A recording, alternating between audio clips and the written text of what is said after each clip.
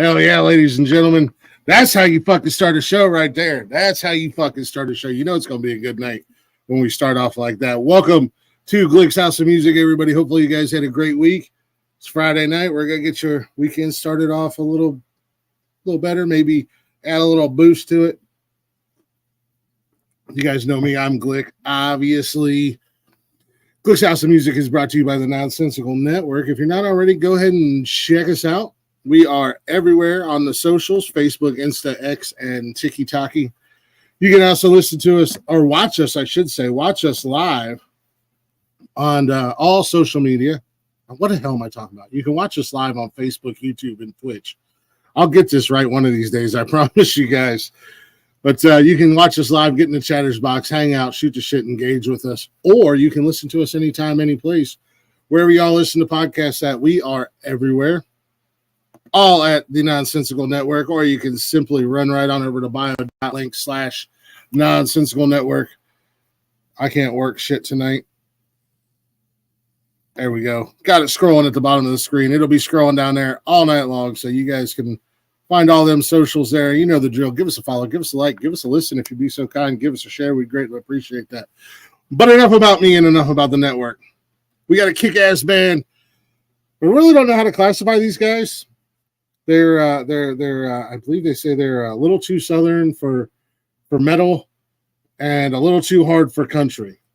So all I know is they kick ass. We got Jesse and Brian hanging out with us tonight. Here's Jesse coming in. Hey, what's going on? Hey, we have Brian. I don't know who does what in the band. For all I know, they sent me their roadies and they're like, oh, this guy's fucking podcast. Hey, you guys go do it. Jesse, what do you do in the band for the audience? I'm the vocalist. Nice. So we got one of the important guys in here. I don't know about that one. Brian, what about you, man? What do you do in the band? I play bass. The unsung hero. The unsung hero of all rock band. I play bass and jump around the stage, and that's all that's required of me. Hey, there you go. Hey, how do I sign up for that? Right? It sounds a whole hell of a lot easier than my job here on the podcast. Holy smokes. First and foremost, one of my co-hosts, good song. Hell yeah, man. Benji, thank you. Another one of my hosts on one of my shows. I kind of lost my train of thought. Where are you guys based out of, if you don't mind me asking? Right now, well, we used to be kind of based out of Nashville, but now we're all in Kentucky now. Every artist is in Kentucky. Y'all, everybody is. What's going on in Kentucky that everybody's up there? I've had like 4 or 5 guests that are all in the Kentucky area. I mean, I'm not originally from here, but dude, I mean, I absolutely love it here. You could not pay me to leave this state. Really? It's beautiful. The cost of living is awesome. I mean, the schools, I mean, I live in a very small town, so, you know, for my kids, this is definitely, you know, a lot better than where I was at. Hey man, that's what it's all about when you got youngins. You got to try to find some place that's good for them. No, a lot of interviews I've done, everybody's out of Kentucky, and it's like, man, what's is Kentucky becoming the new Nashville? All you guys are moving just a little bit north. I was trying to leave Kentucky, and then they snagged me. So I feel you, man. I tried to leave Ohio, and then I got yanked back here. I was like, man. So, we'll get the boring stuff out of the way here real quick. How long have you guys been playing together? I noticed on YouTube, as I'm listening to your music, because as I say every week, I don't just invite anybody and everybody up here. There's a lot of artists that I come across on Instagram, and then I go, like one song catches my ear, and then I go to their Spotify or YouTube or whatever, and then nothing else. But I was scrolling through listening to your guys' stuff, and I seen that there was a video that said Tennessee Holy Water, formerly, yeah, another band. So are you guys? Have you guys all been playing together, or did you get rid of some people and change the name up, or? Um,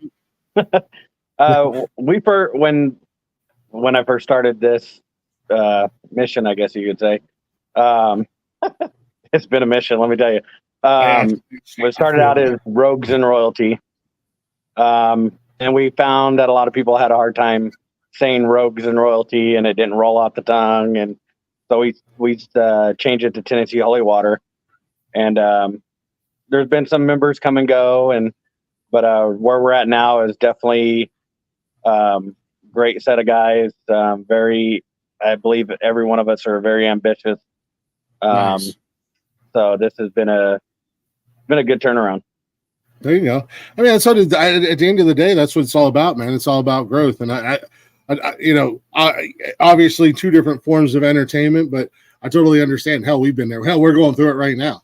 Here with the quote unquote network, we're going through it right now. So totally understand. Sometimes you don't have the right pieces. Nothing against anybody. It's just you gotta find that right chemistry. Absolutely. The name thing. When I started this podcasting adventure, the actual obviously it's a nonsensical network, but the original podcast that started it all is, and we still do it every Saturday night, is Nonsensical Nonsense. And that's what everybody was like. It was like, well, it's a little wordy, but it's kind of catchy. Like I could remember that. Yeah, try saying it after you're about 12 beers deep. Well, you probably got me there. Years? What's that? 12 years? Yeah. Oh shit. Okay. Yeah, so how long have you guys collectively been like together or even performing? Did you just come across each other like, oh, hey, I know this bassist that plays for this other band. Let me go steal him. I don't know. Brian, do you remember? Yeah. Okay, so honestly, if I had to gauge it, I want to say the beginning of this year, like 2024. Oh, wow. I believe in January. Correct me if I'm wrong, Jesse. It's got to be close to that because I think the actual first show was in February. Yeah, yeah. So that's essentially how long I've been. So not even 6 months maybe for myself. Yeah. That's what were you doing beforehand? Have you always done like rock music or?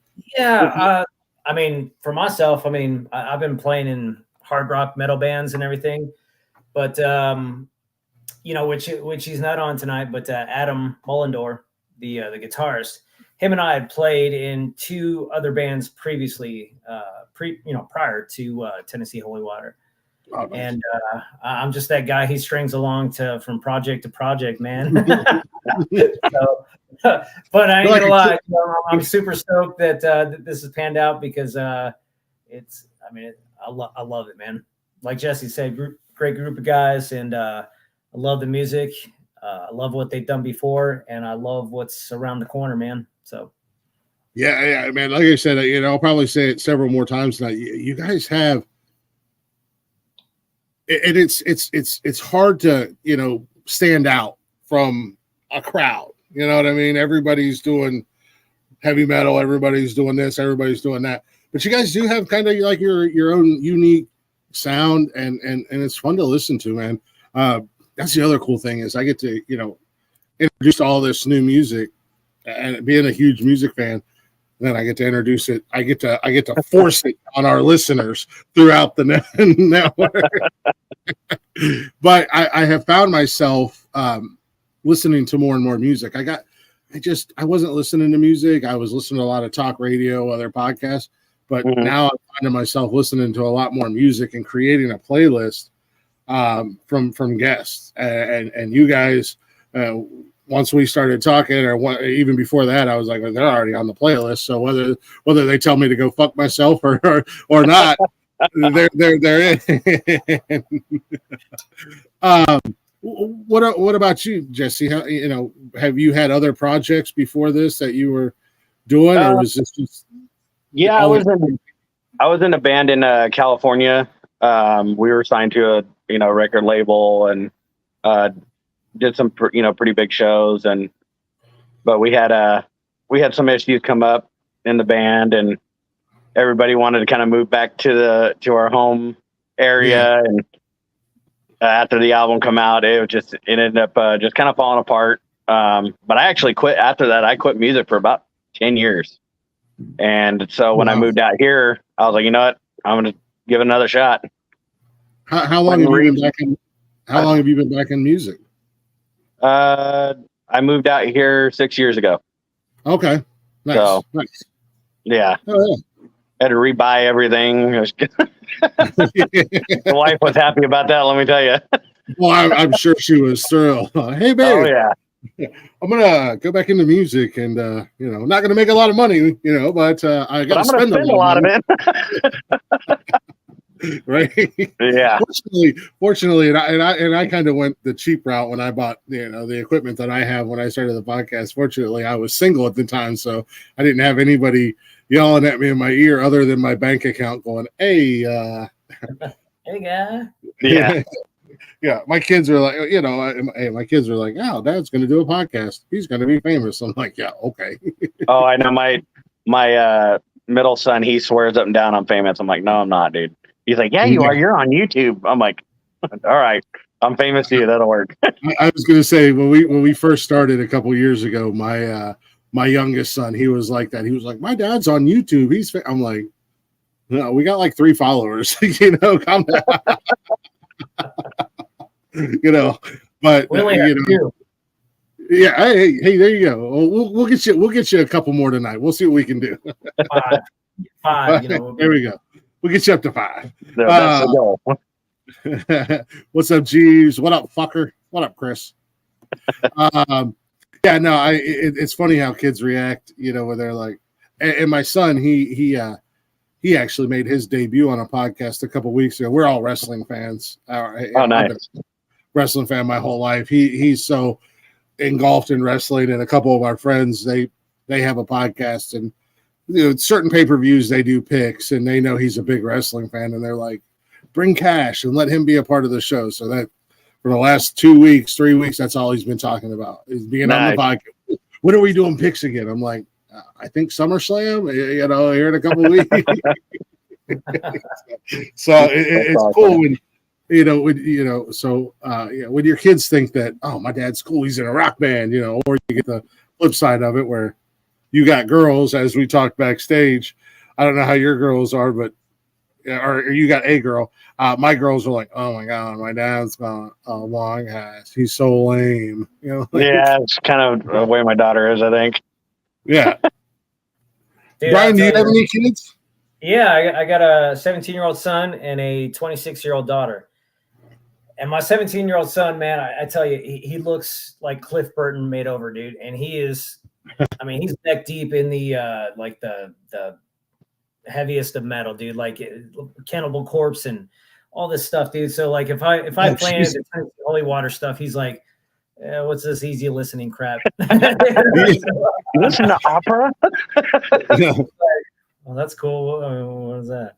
No. Turn your music off, Grandpa. This is lame. All right, Dad. Move along. What happened? I love rock music like the next guy, but I can't handle. I've never been into that like death metal, screaming Cookie Monster. I can't get into it, man. I don't know what it is. It's just there's a lot of bands out there that I like, and sometimes they tiptoe into that world, and it's like, okay, I can deal with that. But yeah, some of that stuff is it's just too much for me. Yeah. Fortunately, my kids, my daughters are, I don't even know, freaking Taylor Swift and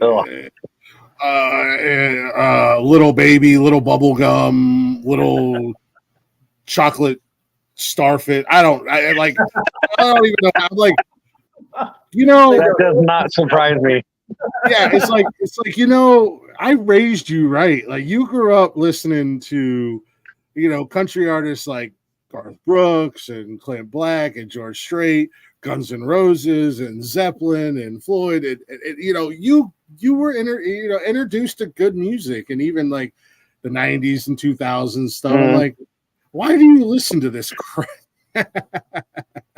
Dude, when it comes to my son, it's my own fault, man, because his first concert that I ever took him to was it was up in Cincinnati. It was Hatebreed, Trivium, Lamb of God, and Megadeth, right? Oh yeah, dude. Kind of set the pace on that one, I guess. I don't know. I was gonna say Megadeth is one of my favorite quote unquote heavy metal bands. I just never gotten over the fact that their lead singer looks like an altar boy.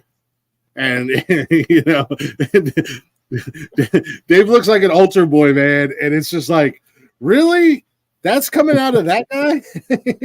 Dude, I actually met him years ago. I saw them in St. Louis, Missouri, like in 2003. And I ended up meeting him in Texas at a truck stop, dude. He was like cool as shit. I was like, dude, I just saw you in concert in St. Louis. Nice. That would be so cool. I'm a huge Megadeth fan. I love Megadeth. All right, this is going to paint me out to be the bad guy. I catch hell all the time. I hate Metallica. Oh, I think they're so overrated, so overhyped. They had 2 good albums. They got a. I'm not gonna shit on the guys. Yeah, they got some good songs and stuff like that. I'm just not a fan. It's like, really? And then a lot of people are like, man, Metallica is better than Megadeth. I said, I will fight you right here in the street right now. We're in church, and I will fight you, Granny. Dude, I gotta say, man. I mean, to your point with Megadeth, dude. I mean, if you know Megadeth, you know the dudes have like a revolving door of players, dude. But at the end of the day, go through any of the albums, it's undeniably Megadeth, dude. Yeah. So, that's all a testament to Mustaine. Megadeth stayed Megadeth. Metallica went with the times. I think a lot of people, and I don't want to, as much as I'm not a Metallica fan, as much as I'm not a Metallica fan, I don't want to say that they sold out, but I will say that they got a little soft. Where it even like bands like Iron Maiden, man, they've been consistent. Throughout the years. If Iron Maiden puts out a new song, you know exactly how it's going to sound. Where Metallica, it's like, are they going to have a sympathy behind it? Are they going to have an opera singing? Like, are they going to be fast? Are they going to be slow? Like, what do we get? There's spin the roulette wheel of Metallica and whatever that's true. Song, that's what we get. The talented musicians, don't get me wrong. I mean, super talented, obviously, but and like I said, I like obviously everybody likes the Black Album. That's the cliche thing to say, but what was it? Ride the Lightning, Master of Puppets. That was good. And then after that, it was like after the Black Album for me, I was kind of done. For me personally. Yeah, and I agree. Yeah, there was a couple songs I was like, okay, yeah, not bad, pretty good. I could listen to them, but yeah, I would say I could probably find 1 or 2 songs after the Black Album on each album that that I did like. Absolutely. How I loved, I loved, Inner Sandman and stuff like that. But yeah. Oh yeah, there's a couple songs on each album. Like I said, there's always something out there that it's just weird, and it's not even because they kind of went a little soft, because like I was not a big Slipknot fan back in the day. They kind of grew on me. But even when Corey Taylor went off and did his own thing, and a lot of that stuff was a little bit softer and whatnot. I was like, I like both versions. You know what I mean? Yeah. And I seen them in concert a couple years ago out in Louisville at Louder Than Life, and they were doing Slipknot songs and Stone Sour songs and stuff like that, and I was like, yeah, I ain't mad at this. It was really good. So I think I don't know what it is about Metallica. They just rub me the wrong way. Always. Speaking of bands and stuff like that, and I guess this is going to be kind of a two-part, or not really a two-part question, but a question that both of you guys can answer separately. Coming up as musicians and whatnot, who were some of your biggest influences? Like somebody that you really looked up to, or kind of steered you into the direction to go into singing, Jesse. I'll start with you, or whatever, or your style of singing. Mine is very weird. I grew up listening to everything. You name it, I listened to it. But I had two big major influences. One was Elvis Presley. I was a huge Elvis nut, thanks to my mom. Yeah. And then there was it was off a movie, but John Cafferty off of Eddie and the Cruisers. Oh yeah, that's a great movie. Yeah. That movie is what got me started wanting to be a musician. I wanted to be Eddie Wilson. Oh my God. Everybody I can did, still to this day recite every single word in that movie. My wife hates it. Movie. She hates it when I still watch it. Yeah, man, I haven't seen that movie in a while. Now I want to watch it. I love that movie. That was a great movie, man. Hey, not mad at it at all. That's just a great movie, and great music in that movie. Yeah. Oh, dude, the John Cafferty and the Beaver Brown Band, dude. Yeah, dude, I've been telling these guys we got to cover one of those songs. Yeah, not to jump on Jesse's list and everything, but that was honestly that tape was on heavy rotation growing up, dude. Straight up. Yeah, we need to cover one of those songs. I agree. Season in Hell, dude. Yeah, I don't know, man. I mean, nobody would freaking know it. They probably think it was ours, anyways. But right, especially young kids. Eddie and the Who. Just let them think it's yours. I'm listening to this brand new band, and they got this really cool song come out. I don't know where they came up. I don't know how they wrote it or anything like that. But man, they kicked that. Nobody has to know, guys. It'll be our secret. Well, what about you, Brian? Dude, I'll tell you, man. Like personally, man, like I'm probably the biggest Rush fan. Yeah. Well, not the biggest. I can see that. That just are off the charts, but I mean that's one band consistently, whether it's growing up or even to this day, man. I mean, I freaking love Rush. But figuratively speaking, though, growing up, like like as I was mentioning earlier about the Eddie and the Cruisers soundtrack. I mean, my dad was listening to everything from 38 Special to Skinner, to the Moody Blues, the Doobie Brothers. Oh yeah, just a whole variety of stuff. Growing up and everything, Ozark Mountain Daredevils and stuff like that, man.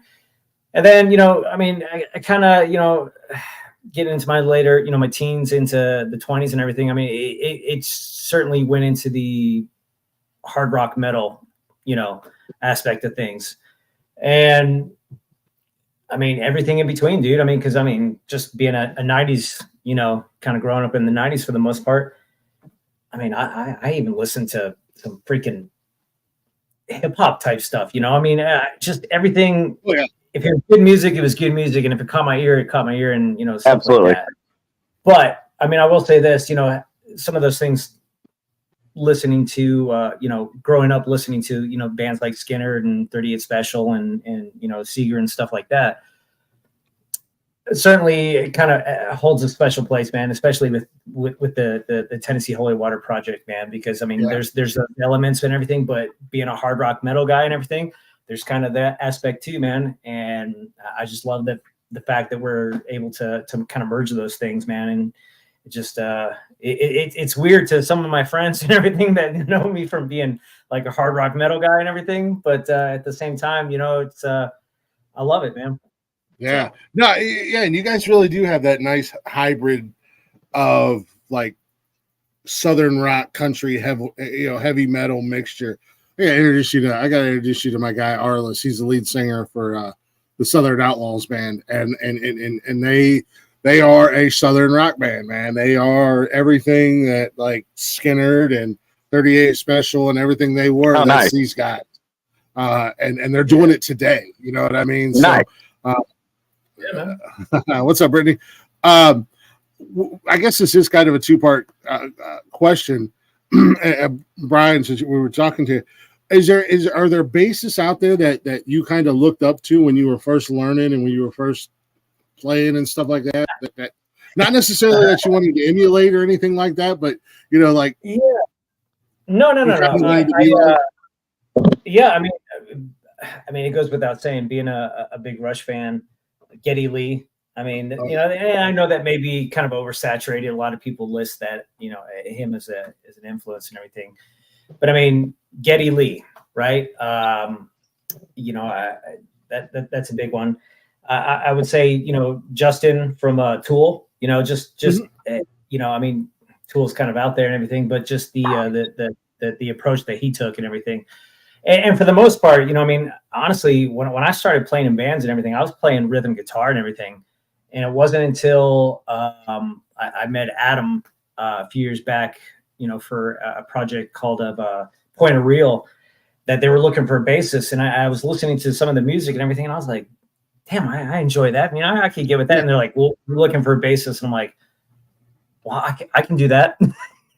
So, I just, kind of took, did it on a whim and everything. And it happened, so kind of stuck with it. And in those 4 years, I've just gravitated to bass. I mean, I'll play guitar every once in a while, but anyways, I mean, to kind of go back on your question, so certainly Geddy Lee, Justin with Tool and everything, Doug Pinnick from King's X. I mean, freaking just, I love that band. That's another one of those kind of oddities that I absolutely love. So yeah, I mean, those are three, I guess, for the most part. There's other bassists and everything that I admire and everything, but I'm not attracted to the flashy players. I mean, don't get me wrong,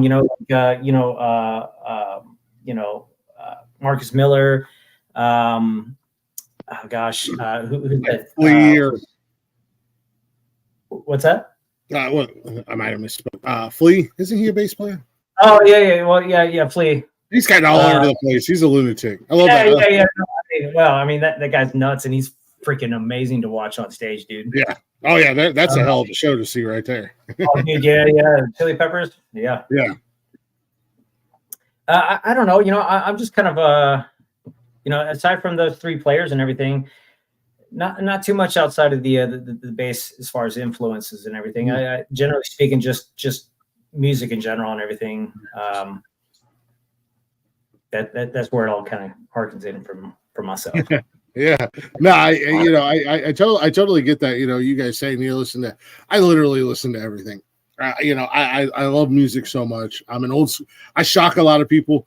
People see me, people hear me with the way I talk. And when I tell them I'm an old school hip hop head, they're like, yeah, what do you know about rap music? And I'm like, I know a little bit more than you might give me credit for, but I literally listen to everything, and from all genres and stuff like that. And once upon a time, I was like, I could totally be a rock star, and then I learned real quick I can't carry a tune in a bucket, and I've got a guitar sitting beside my desk that I've had for 12 years, and I couldn't tell you a single note, let alone play one on it. So, but what about you, Jesse? Outside of Elvis or Eddie and the Cruisers, was there any singers that you like when you were a teenager? You're like, man, I could totally do that. Was it like somebody that you or multiple guys that you looked up to, or like, honestly, I mean, a lot of it, like my whole family are musicians, so like I grew up, with all my uncles, playing music. My grandfather was in the Grand Ole Opry. Oh, nice. My mom, sang on radio. My grandfather had a radio show. So it's like, honestly, probably some of my biggest influence would be my, my family. They'd get together, family reunions and barbecues, and it'd just be one big, huge jam session. Yeah. So, like, I almost didn't have a choice. Yeah. I was going to say that. It was beaten into me. Like, that's all I did. That's all I did, and all I saw, and all I heard. But I'd say my family. That's really cool. Having that family history and stuff like that.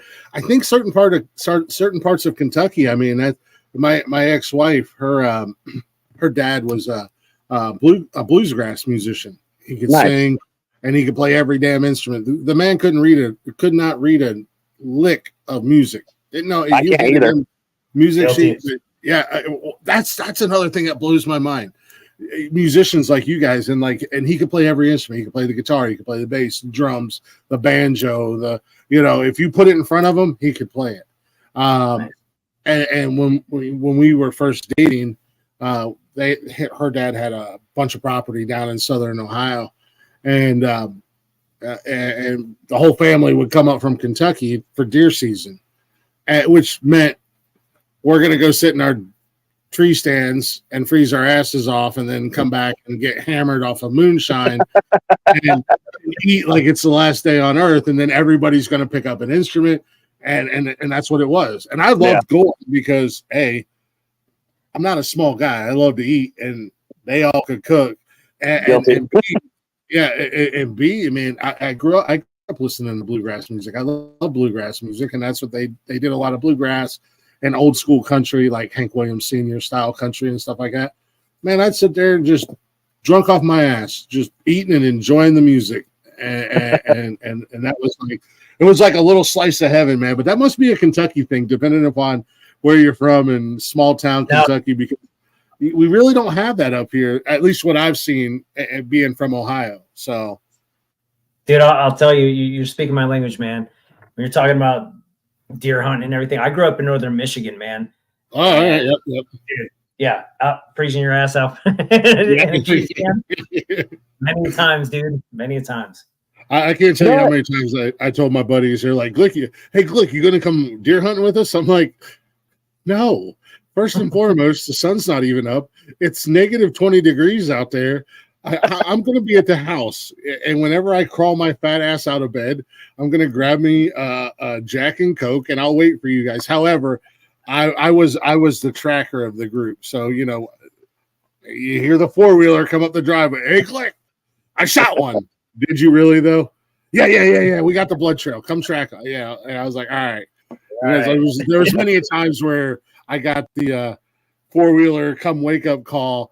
We got one. And then come to find out after 3 hours out in the woods, I don't even know if I hit him. Yeah. You son of a bitch. Now that I think about this, I don't think there's a one of us in the band that's actually originally from Kentucky. Yeah, I think you're right, man. I just now realized that. What's up, Leggy? Yeah, I mean, I say I grew up in northern Michigan, but let me put it in perspective. That's from 89 to 96. That's the longest I ever lived in one singular place, dude. Like, much of my childhood was spent across the U.S., man. Like everything from California to West Virginia, Pennsylvania down to Louisiana. I mean, Dad grew up, working for the phone company. So I was going to say, was your dad military, wanted by the police, or? Yeah. That came later in life, dude. As Jesse mentioned, Adam, I think he grew up in Ohio, if I'm not mistaken. Mm-hmm. And I don't know where the hell Jared's from. Is Adam from Springsboro? Yeah, Springsboro. Okay, that's who I was talking to on Instagram. Yeah. Okay, cool. Yeah, because I knew I was. It's so hard with bands because I don't know. I never know who I'm talking to. You know what I mean? And he had mentioned that he was originally from Springsboro, and I was like, oh, okay, we got an Ohio boy in the building. All right. Yeah. All right. See, okay. I'm originally from California, but not that part of California. I'm from the farming town, little bitty valley. No, not that part. No cities. It was farming towns, orange groves, grapes. I mean, it wasn't a big city. Benji. He said Brian started naming the places that he lived, and he thought he was going to break into a Red Hot Chili Peppers song. No. All right, Brian, there's your cue. There's your cue. You got to do it now. Oh no! I ain't doing that, dude. Oh, come on. No, nobody will see it. Don't worry. No one's watching. Yeah, trust me. Yeah, nobody's watching. It's not like this is on the internet or anything. No, it's just private conversation. It's just a couple guys hanging out, having fun, having a couple of drinks. No. Oh. Yeah, but I think we all, at some point, there's something brought us to Kentucky, you know. And that's where we currently reside. I mean, I know for me, man, I actually did 4 years in the Navy after graduating high school up in Michigan. And 4 years came and went, and I knew I didn't want to stay in. So, you know, at the time, my parents actually moved to Central Kentucky. I didn't know what the hell I wanted to do with my life, man. So I gravitated to where family was at, man. And 99, this is where I've been. So, you know, the one thing about Kentucky, you know, say what you will, you know, make fun of Kentucky all you want. When I was younger, I think we spent 1 or 2 years down in Louisville. Wow, I was a kid. I was little. But I've been down to Kentucky for a lot of different things. It's beautiful out there, man. You know, it's absolutely. We're in the, you know, I don't know. Sometimes Kentucky's considered the South. Sometimes they're considered part of the Midwest. You know, I can't keep track of it. It's like, actually, I won't say that. Dude, when I moved down here, man, and the first sign of snow, I was like, what the fuck is this? This is the South, dude. Yeah. But, you know, in this like area that we're in, you know, it's a lot of beautiful country, man. Ohio, Kentucky, West Virginia, a lot of beautiful country, man. And it's absolutely, you know, for musicians, you talk about just going and doing a fucking video. You got fucking forest and mountains and waterfalls, and I'm like, you got everything you need. But so I want to take a real quick break. However, I you know, you guys, today's kind of a big day for you guys. Yeah. And when we come back, I want to talk about something else you guys got coming up. But I don't, whichever one of you guys want to do it. We'll take a real quick break. I want to play this song. I'll let you guys introduce it. Go ahead, Brian. We'll let you do it. It all depends, Blake, what you've queued up for us. Well, it just dropped today. Okay. Oh, come on. Come on, right, man. yeah. If he doesn't want to do it, I will. So today we released our cover of Pretty Little Poison. It's if you're a country fan, then I'm sure you've heard the original version of it by Jesse, I apologize. Warren Ziders. Warren Ziders. I wasn't sure how to pronounce his last name. I knew it was Warren. I wasn't either. I had to look it up. It has something like that. The country version, I have to admit, man, when they kicked this out and everything, I was kind of like, but after listening to it, dude, I mean, the song is hauntingly beautiful, dude. I'm super stoked that we actually had the opportunity to do it, man. And the way it turned out, I thought it was very, very, very well done. And, you know, I mean, it's rare, right, that you can take a country song and kind of make it a rock song to a degree. But, I mean, if you listen to any other Tennessee Holy Water songs, it's kind of the interwoven theme, if you will. So, but yeah, I mean, Tennessee Holy Water, you know, put out the Pretty Little Poison cover.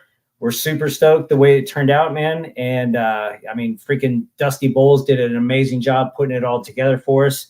I mean, just simply amazing, dude. And we can't wait for everybody to listen to it if they haven't already.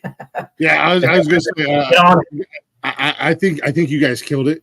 I think you guys did an amazing job. I love the song, the original song. Me too. I think you guys did an amazing job on it. I've probably listened to it 20 times today. Just awesome. Nice. There's where the 20 streams came from. You ratted yourself out. I can only put one thumbs up on it, though. I tried to put more, but no, I did probably listen to it. I was anxiously awaiting it. I know, talking back and forth on Instagram, making sure that we would have it for, I would have it for tonight.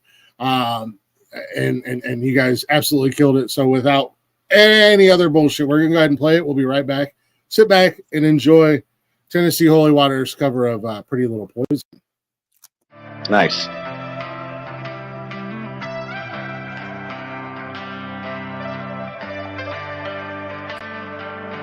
Every night around this time, it's like she knows I'm lonely. Rolls up when the wine is gone, like a record on repeat.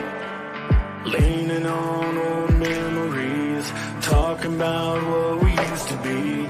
She'll probably be the death of me, but damn if it ain't sweet. She's my pretty little poison, my heartache at night with a kiss on her lips, just like cyanide. Yeah, she came with warning, but I didn't mind. I'll go out on that high every time. She's my pretty little poison, my pretty little poison.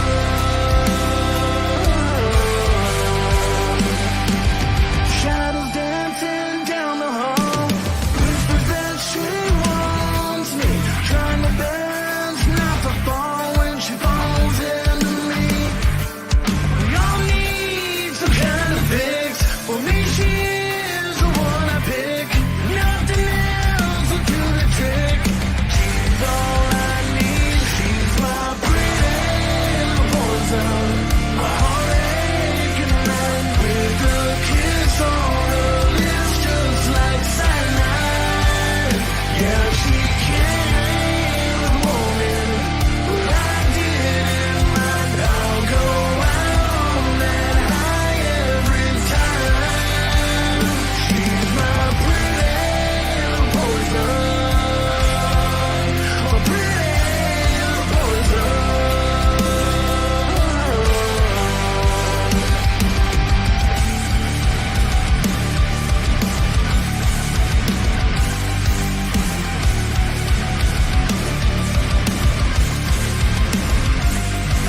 For some, I guess it's alcohol.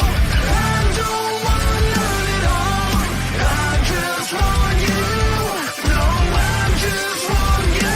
She's my pretty little poison, my heartache at night with a kiss on her lips, just like cyanide.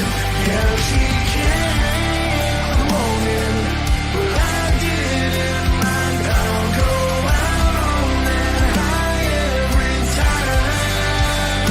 She's my pretty little poison, my pretty little poison. She's my pretty little poison.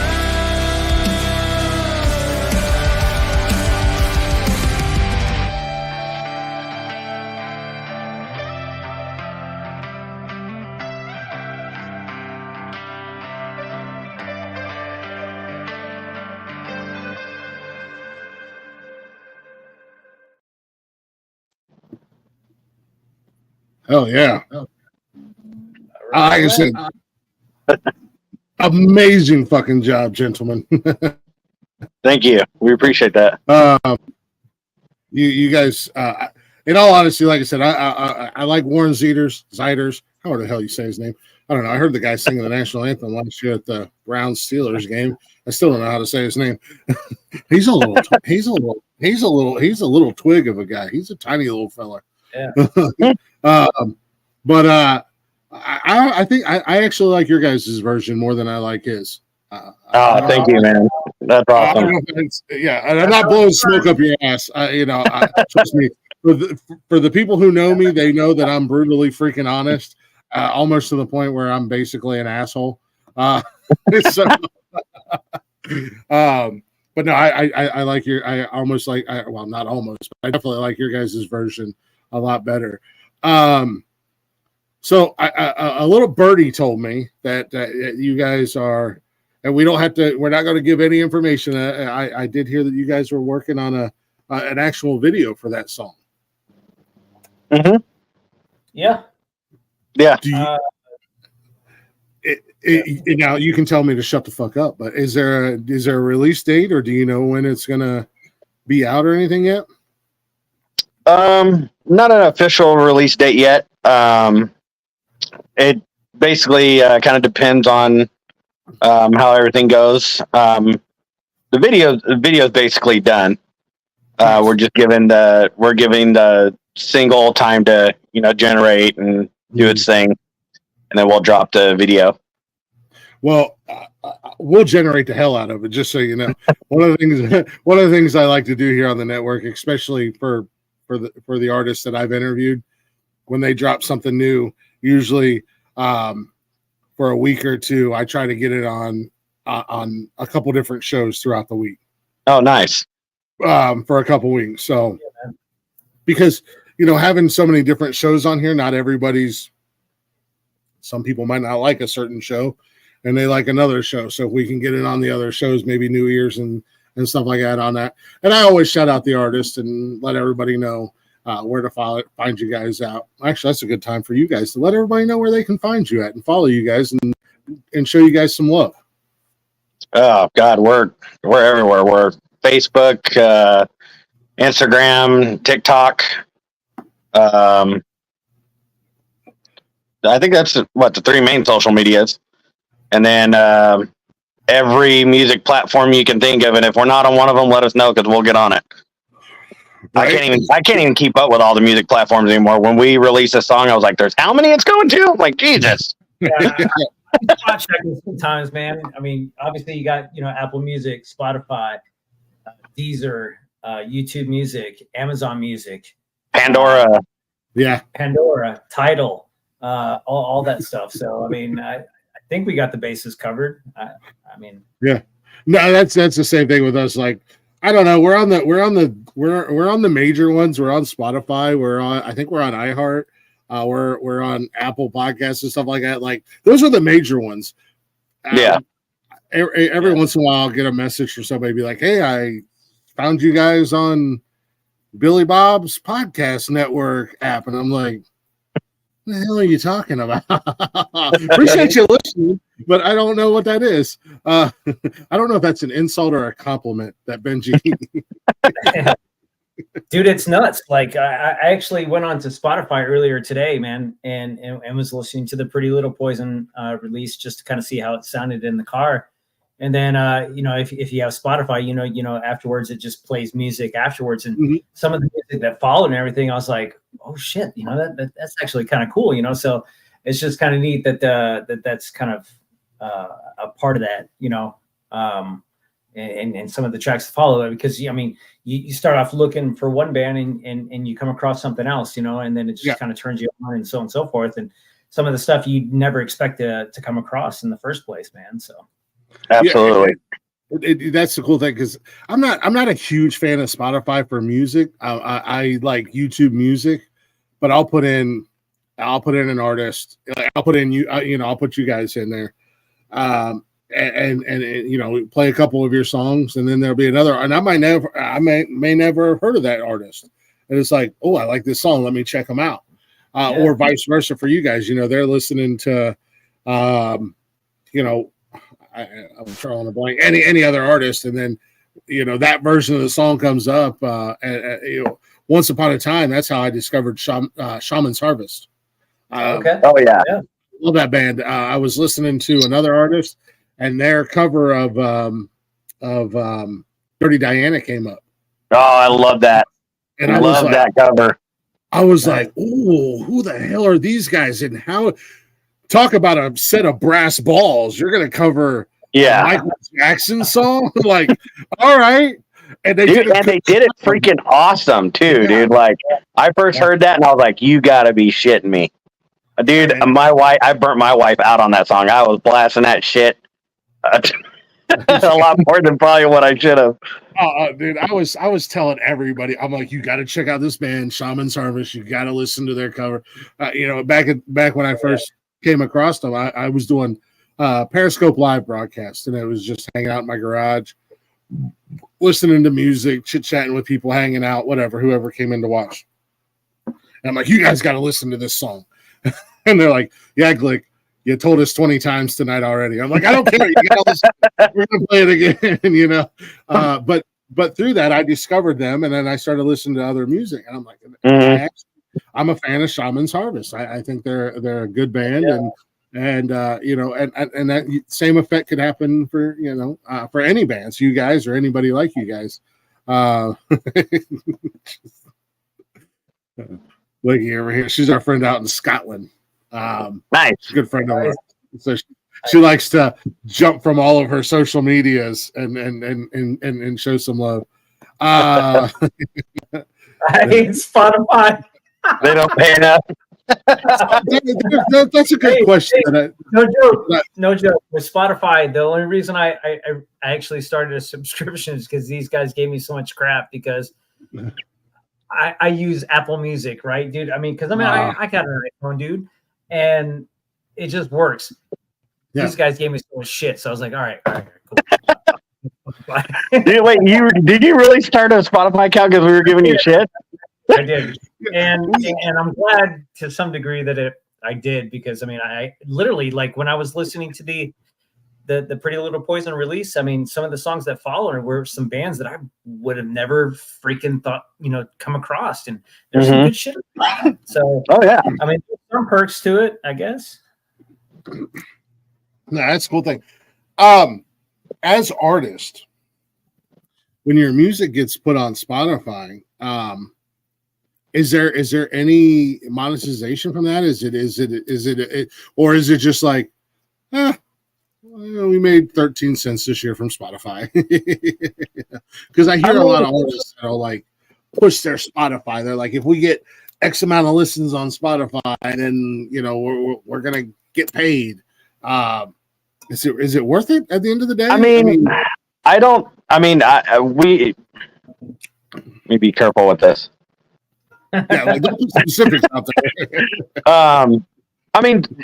It's a good place to put your music. I believe, and I'm not even 100% sure about this.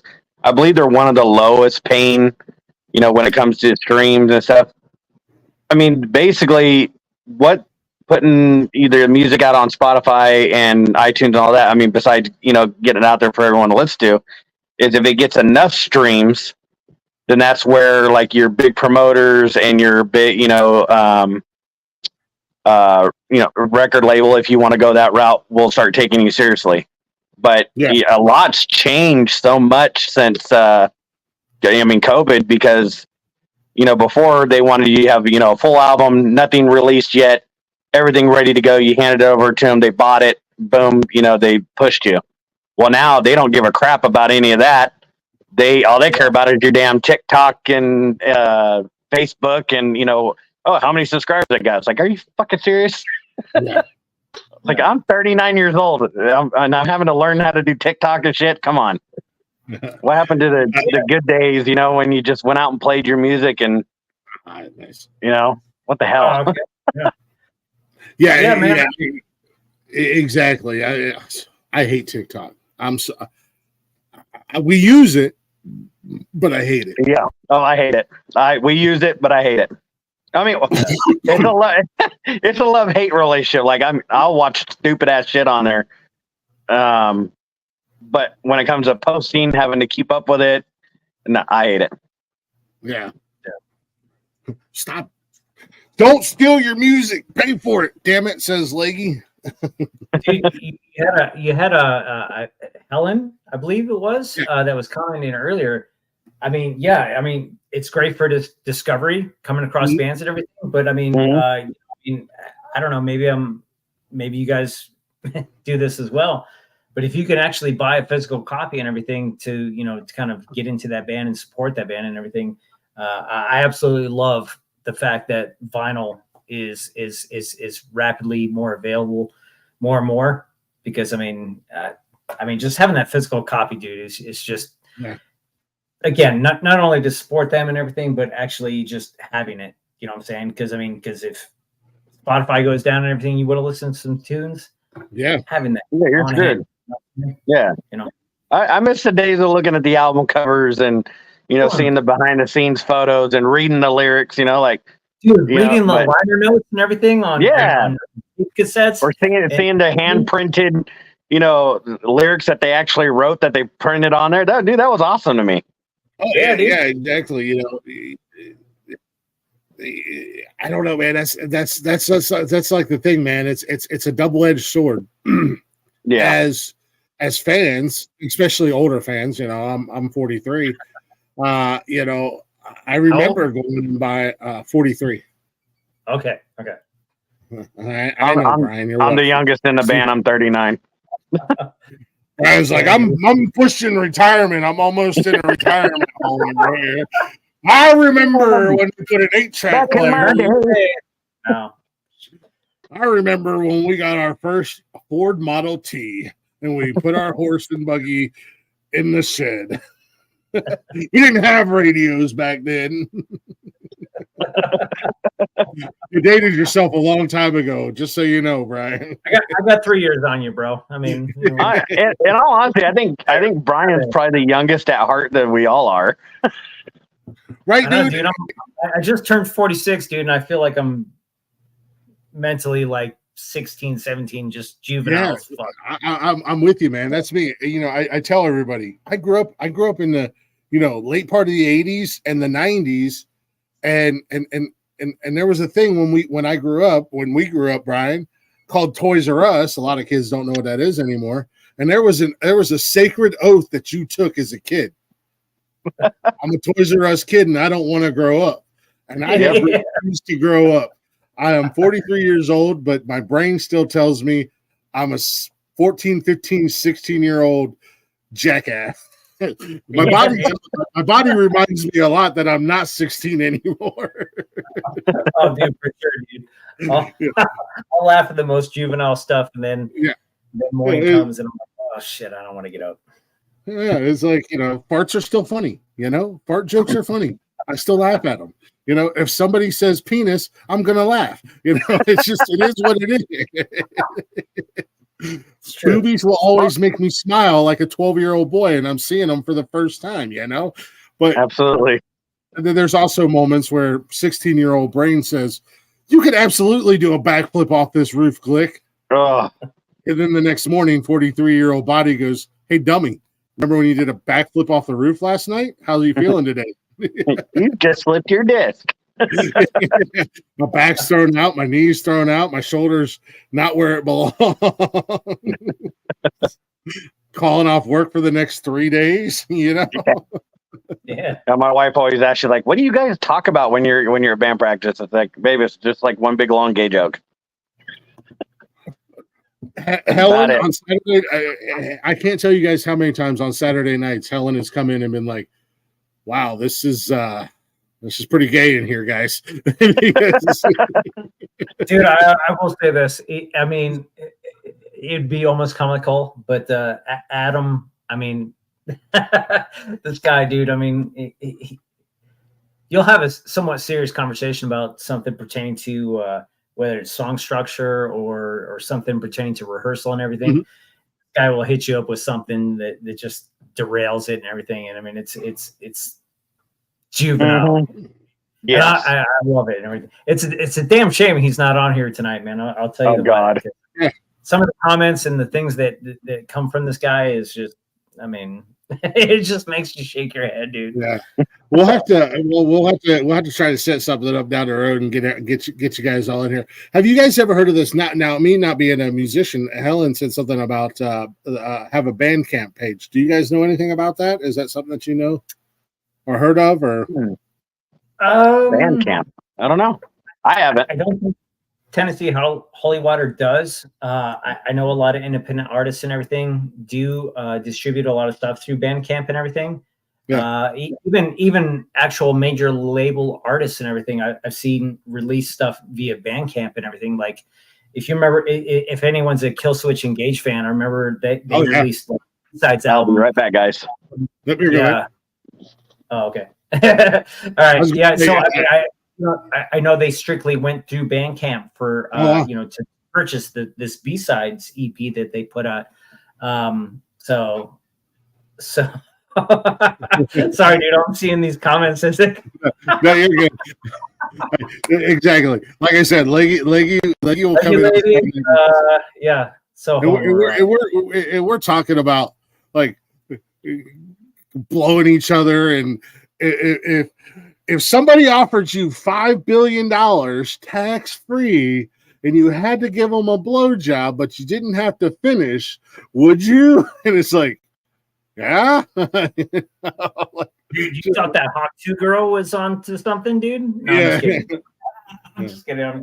Hawk 2 girl ain't got nothing. You put $5 billion in front of me. Hey, $5 billion will change a lot of lives in my family.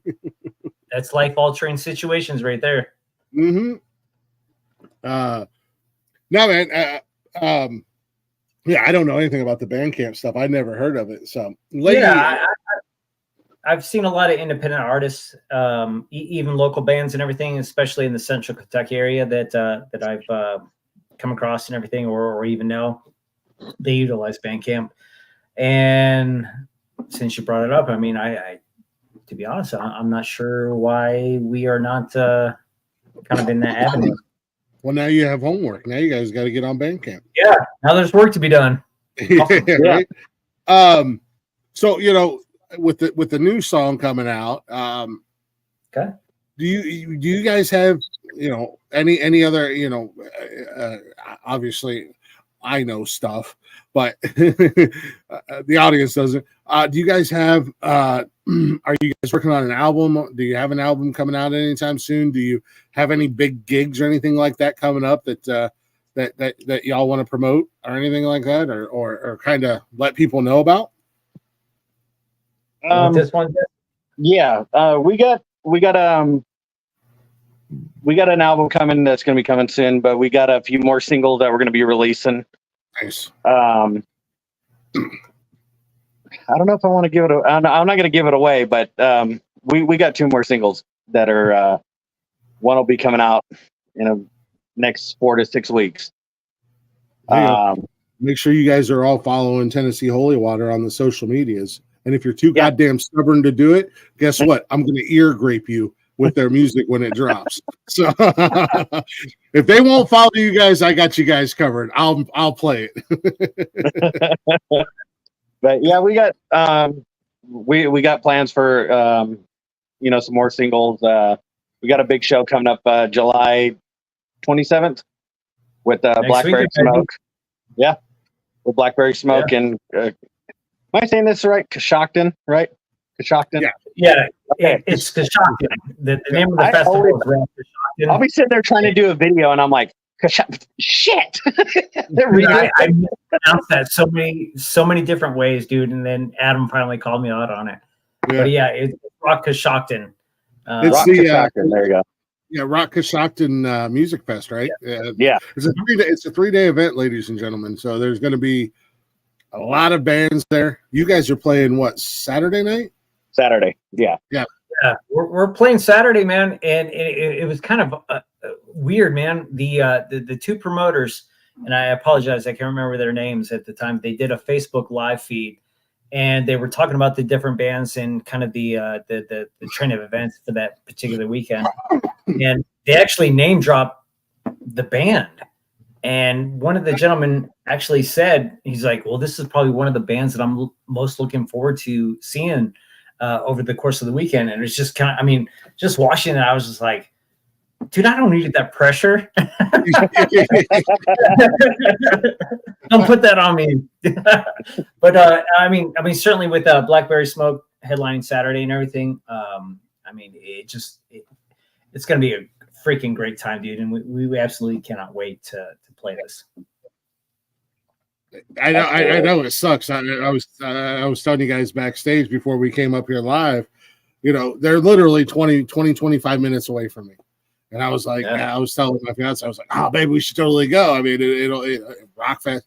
It'll probably bands that she hasn't heard of. I was looking at the lineup. There's a few bands on there that I've heard of and that are on my radar.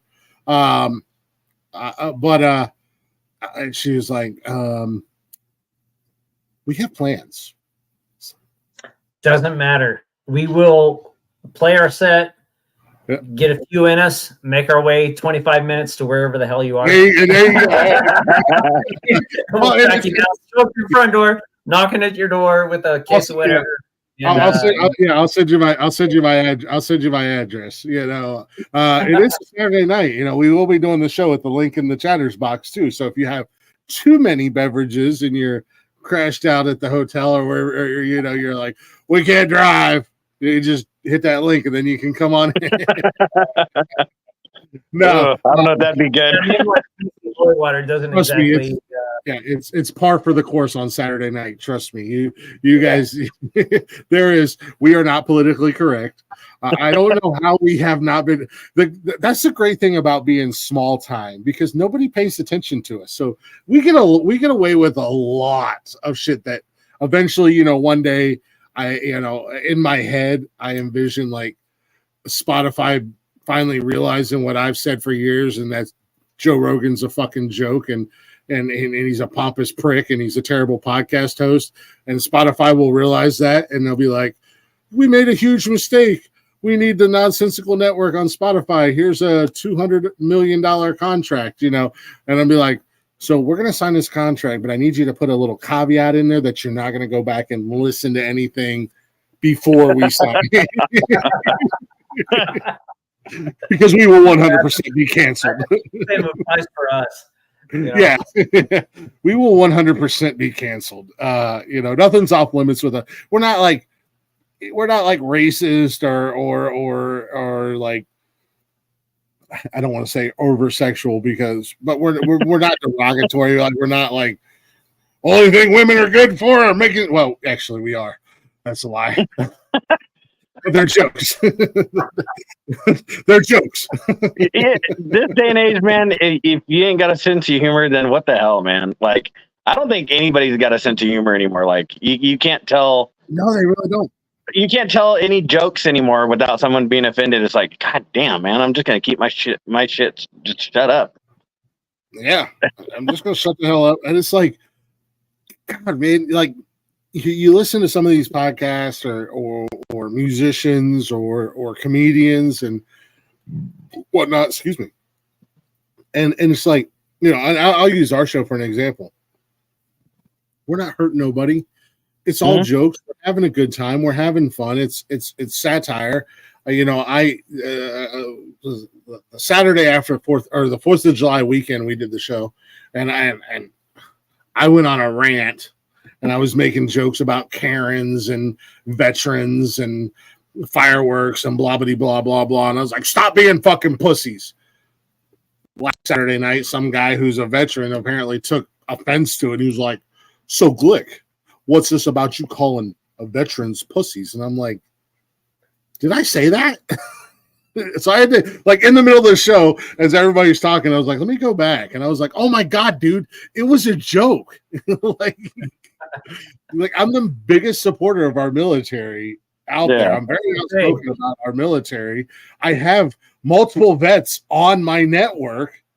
Like, calm down, bro. It's not that serious.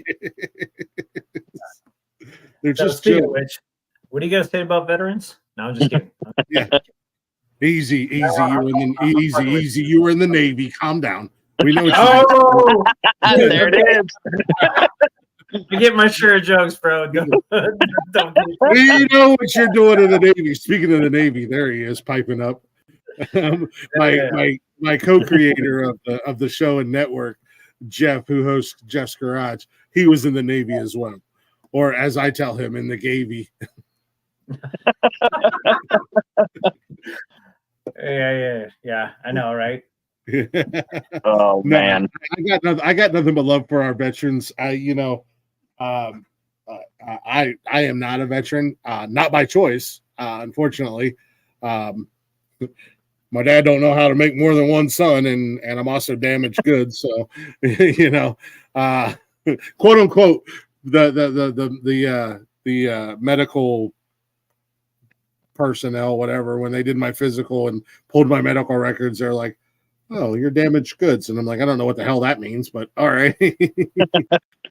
But I couldn't do the job I wanted to do when I was gonna sign up for the military because thank you, Private Ryan, appreciate you.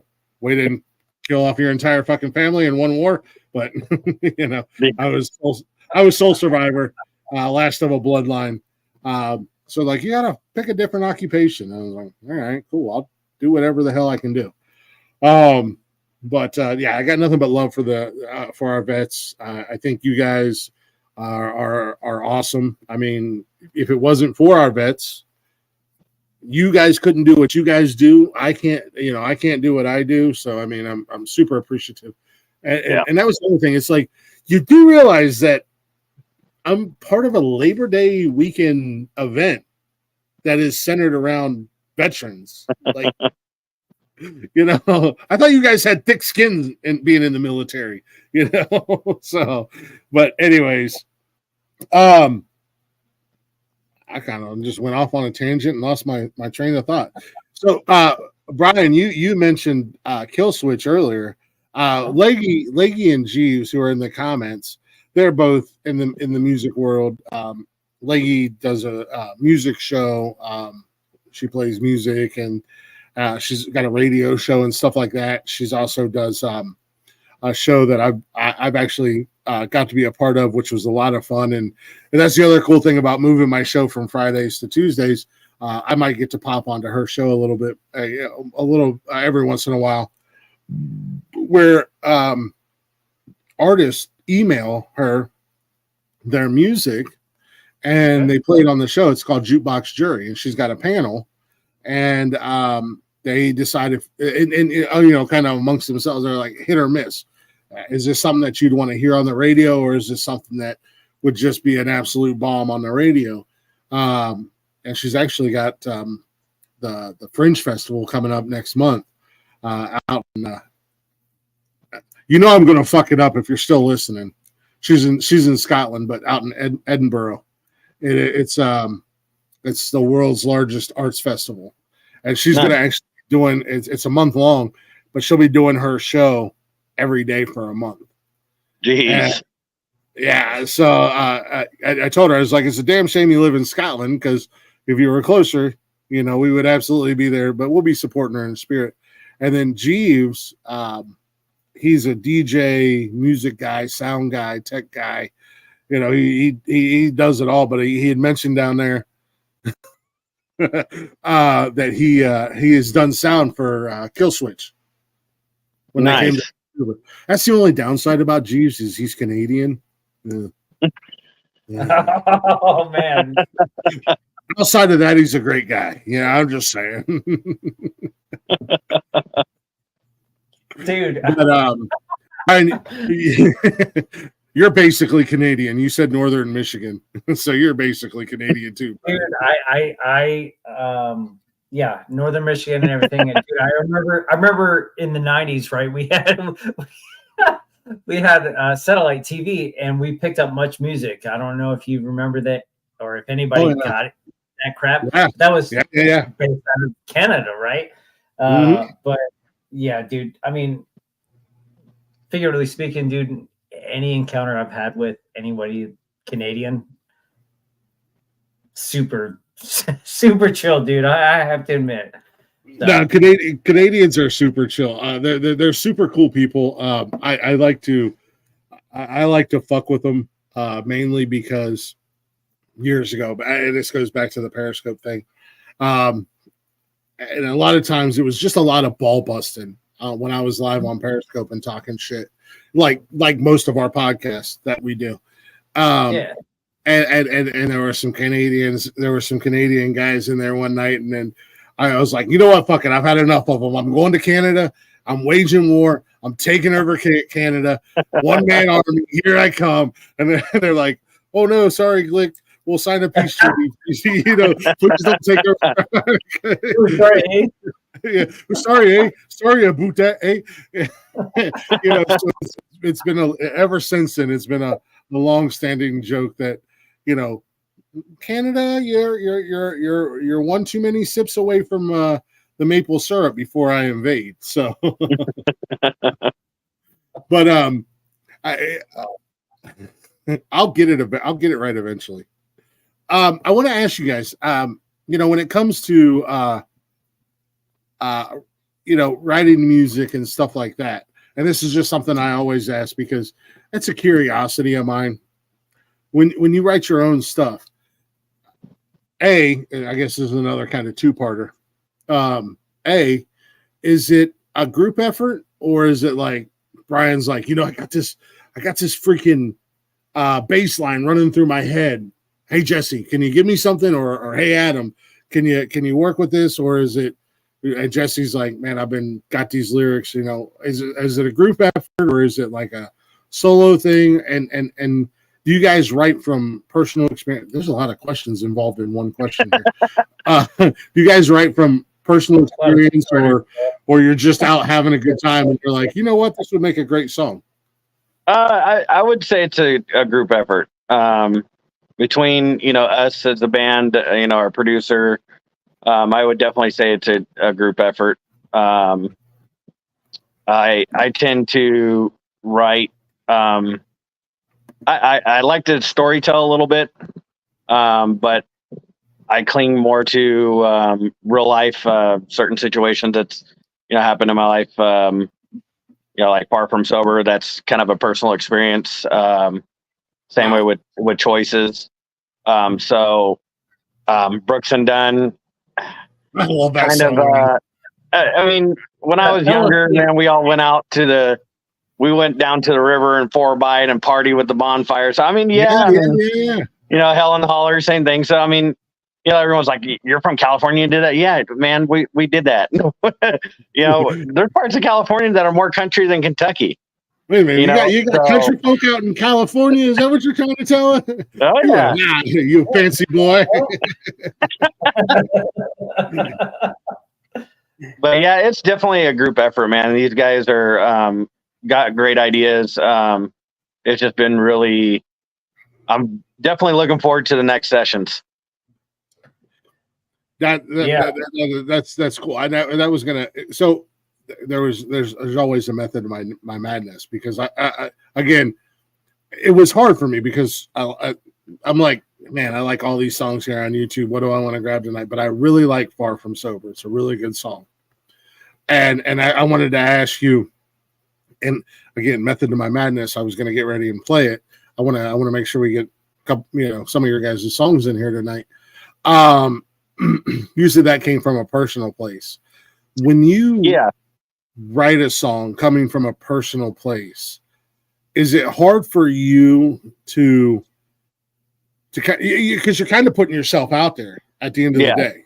Is that something that is hard for you when you first put it out there, and or also anytime you sing it, or is it something that you just part of that quote unquote a song like that is part of the healing process?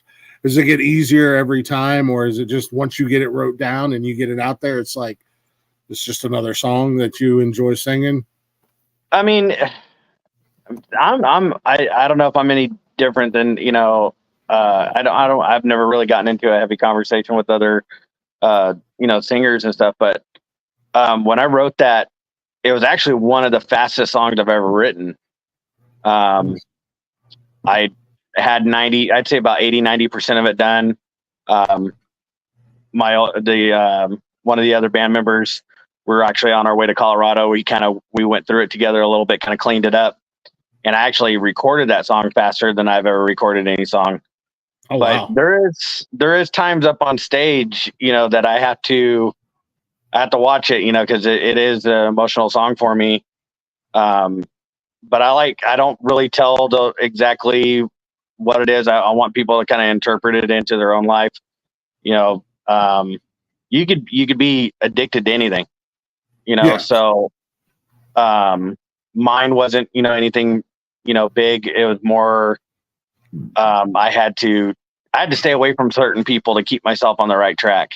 And trying to get away from trying to get away from those people was it was hard, but That's what she said. No, I'm sorry. Sorry. no, you're good. You're good. You're good. You threw up 2 softballs, man. You can't you cannot expect me not to. No, exactly. No. You're good. Yeah. So for you, yeah, exactly. So for you, that was kind of like that was part of that healing process for you.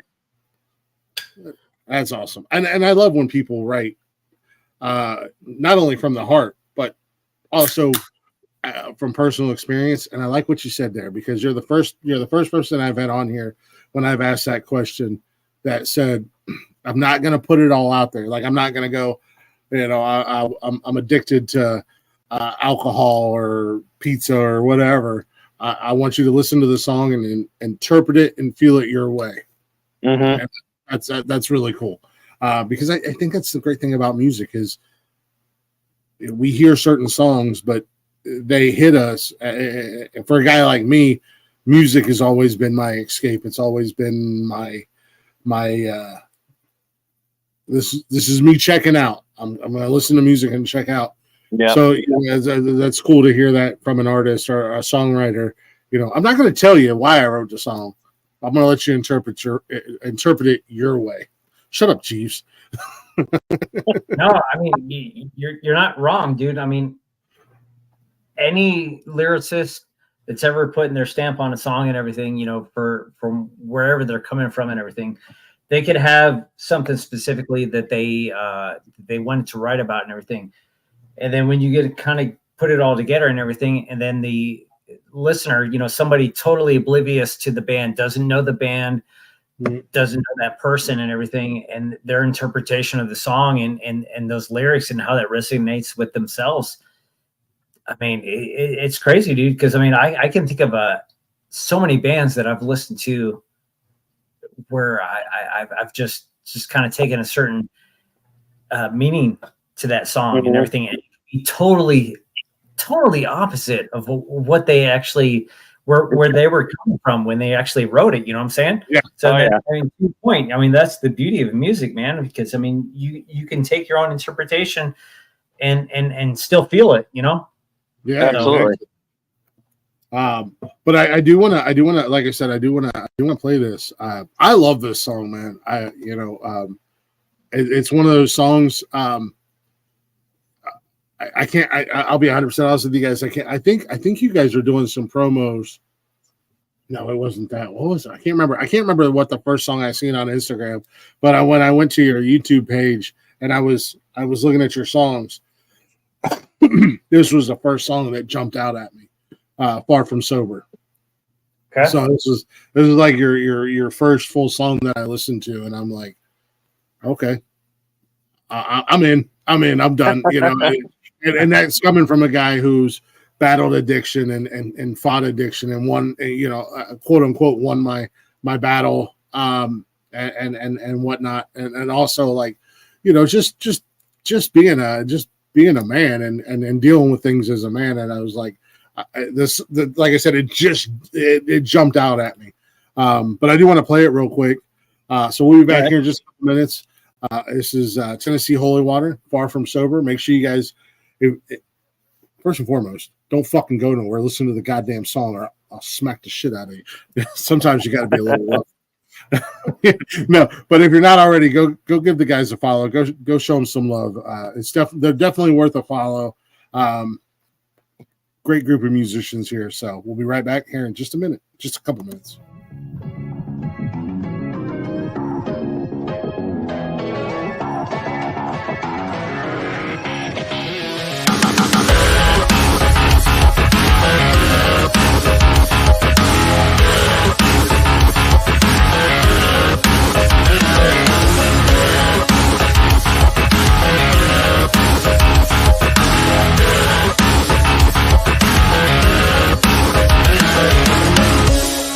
It's 3 a.m. in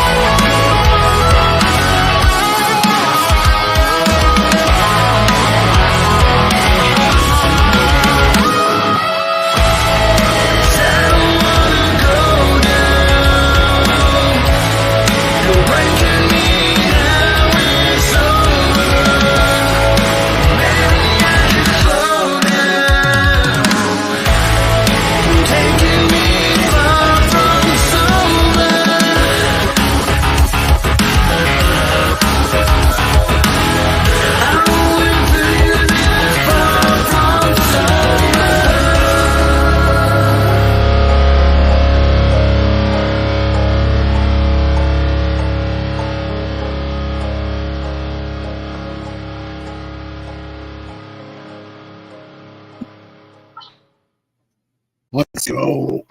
Let's go. Tennessee holy water right there. Far from sober, ladies and gentlemen. I don't, man. You guys are gonna blow up, man. I have no doubt in my mind. Somebody's going. You're gonna catch the right ear, and you guys are gonna blow up. And next thing you know, you're gonna be doing those big rock fests, man. Louder Than Life. We got up here in Ohio. Well, we got two of them here in Ohio. We got we got Sonic Temple, which. Man, if y'all ain't never been to Sonic Temple, it's in the old Columbus Crew Stadium. Major League Soccer, for any of you guys who are not soccer. I'm not a soccer fan. I'm just in the area, so I know because they're everywhere. That's a hell of a weekend. And then we also do, and I always screw up the name of this. You guys talk about screwing up, saying Coshocton. Incarnation. It is up at the Mansfield Reformatory. Oh, yeah. Which not only the Mansfield Reformatory is super fucking cool to go visit throughout the year, but if you get the opportunity to go to I have not got to go to the music fest there. I want to go so bad. It's a fucking expensive ticket. Yeah. Plus, I know me, if I get to go up there and there's like, We'll finish your sleeve for half the cost of your normal artist. Okay, I'm in. I'm coming home covered in tattoos. You know, not that I have anything against tattoos. I have two very large tattoos, but baby steps for you guys. You got the Coshocton Rock Fest. I imagine that somewhere down the line, you guys are going to be on one of those big shows, Louder Than Life, Sonic Temple, Incarnation, or any of the other various shows. I know every state has their own. But I was going to ask you guys something else, and I totally forgot. Anyways, it happens. I'm just stoked that you actually even mentioned that we would be one of those bands that would be a part of any one of those festivals. That's definitely the plan. Basically, I'm the Notre Dameist of the music world. I don't mean to brag or anything. I had a guest on here, and I told him his next single was going to kill the charts. It's killing the charts. Last week, I told the ladies that their show was going to be a huge success tonight, which I can't wait to hear from that. I know they're 3 hours being. They live in the past, and we live in the future. They got their show out in LA tonight, which actually they're about an hour or so away from that kicking off. They sold out. Nice. We brought up the potential of this being a actual tour. Women rock. Women rock Evansville, Indiana. Women rock.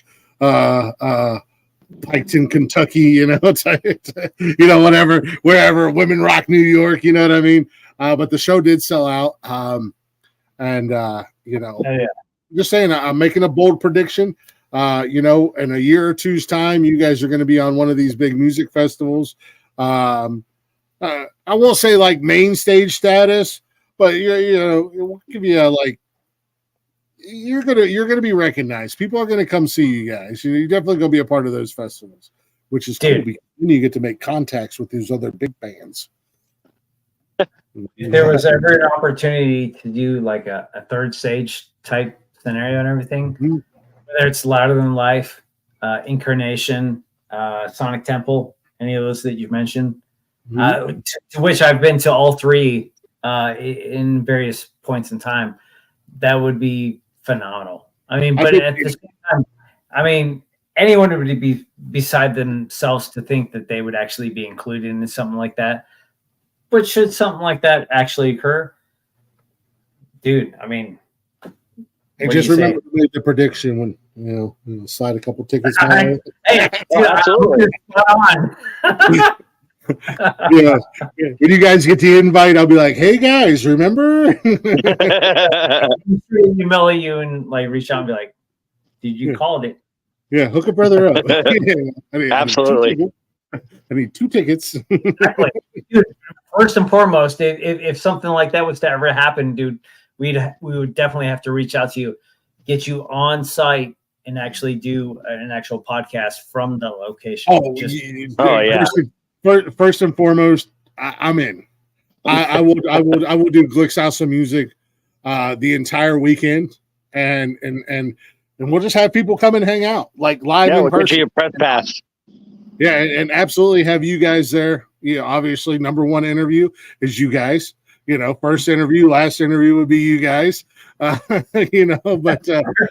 and last. Yeah, first and last. I'm absolutely in, man. No, I think you guys will be. I think you guys will be there. The music industry, and I'm speaking as a fan. I can only imagine what it's like for you guys, and you guys can add your own insight if you'd like, obviously. But as a fan, the music industry is so finicky, and it changes on a dime. You hear a band 1 second, and then all this, you're like, man, I love Panic at the Disco. I'm just throwing bands out there, and then all of a sudden it's like, where the hell did Panic at the Disco go?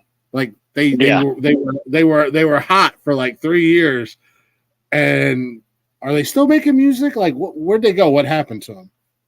So, with that, like, and you guys still coming up in the game, kind of touch back on what I said about Metallica.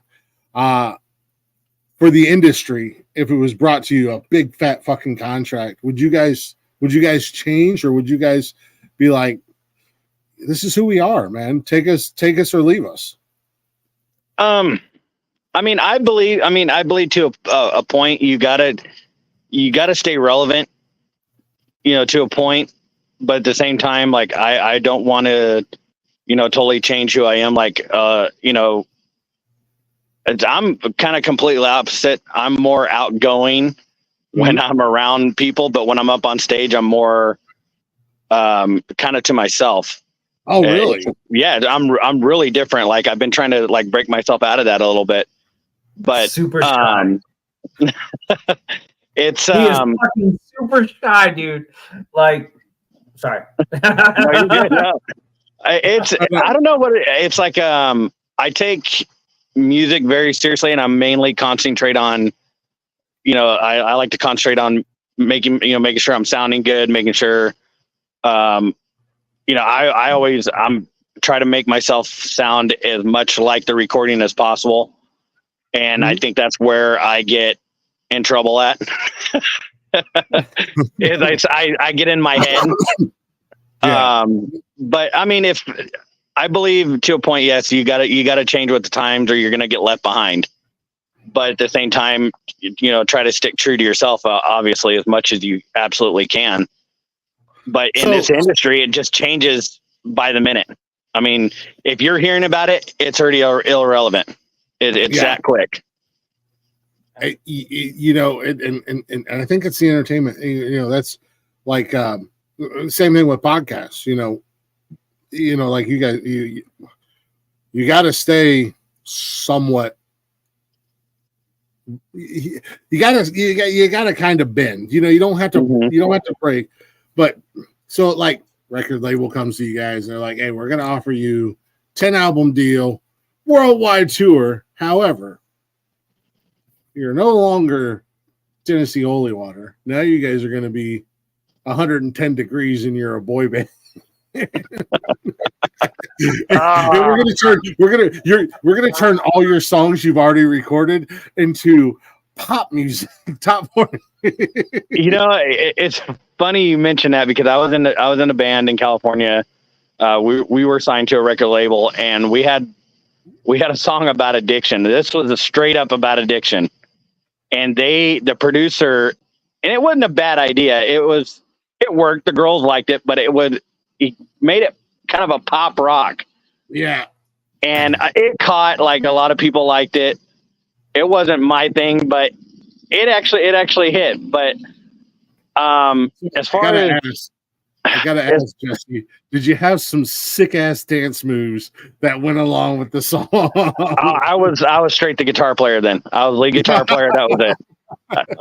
I did backup vocals. I don't see him having any dance moves whatsoever. Sorry. Yeah. Brian's got some sweet dance moves, I bet. In my younger years, I moved a little bit. I was known to bust a move from time to time. I was glued to my pedals a lot though. Like I stepped off guitar not too long ago for one to kind of concentrate more on vocals, but I also was in an accident and messed up my shoulder. So still recovering from that. Looking at probably another. Gone wrong? Yeah, kind of. But looking at possibly another surgery later. So if that's any indication to why it looks like he's actually outside now. Like I am outside. Kind of vicinity. You know, you're masturbating while we're doing the show. Yeah, probably masturbating as we speak. No, I don't know what you're talking about. That's cool. I've done it 6 times since we started. Whatnot. Yeah, you're fine. I've done it 6 times since we started. Don't worry. No jacking it on the tour bus. What happens on Glick's House of Music stays on Glick's House of Music. Nobody will ever know.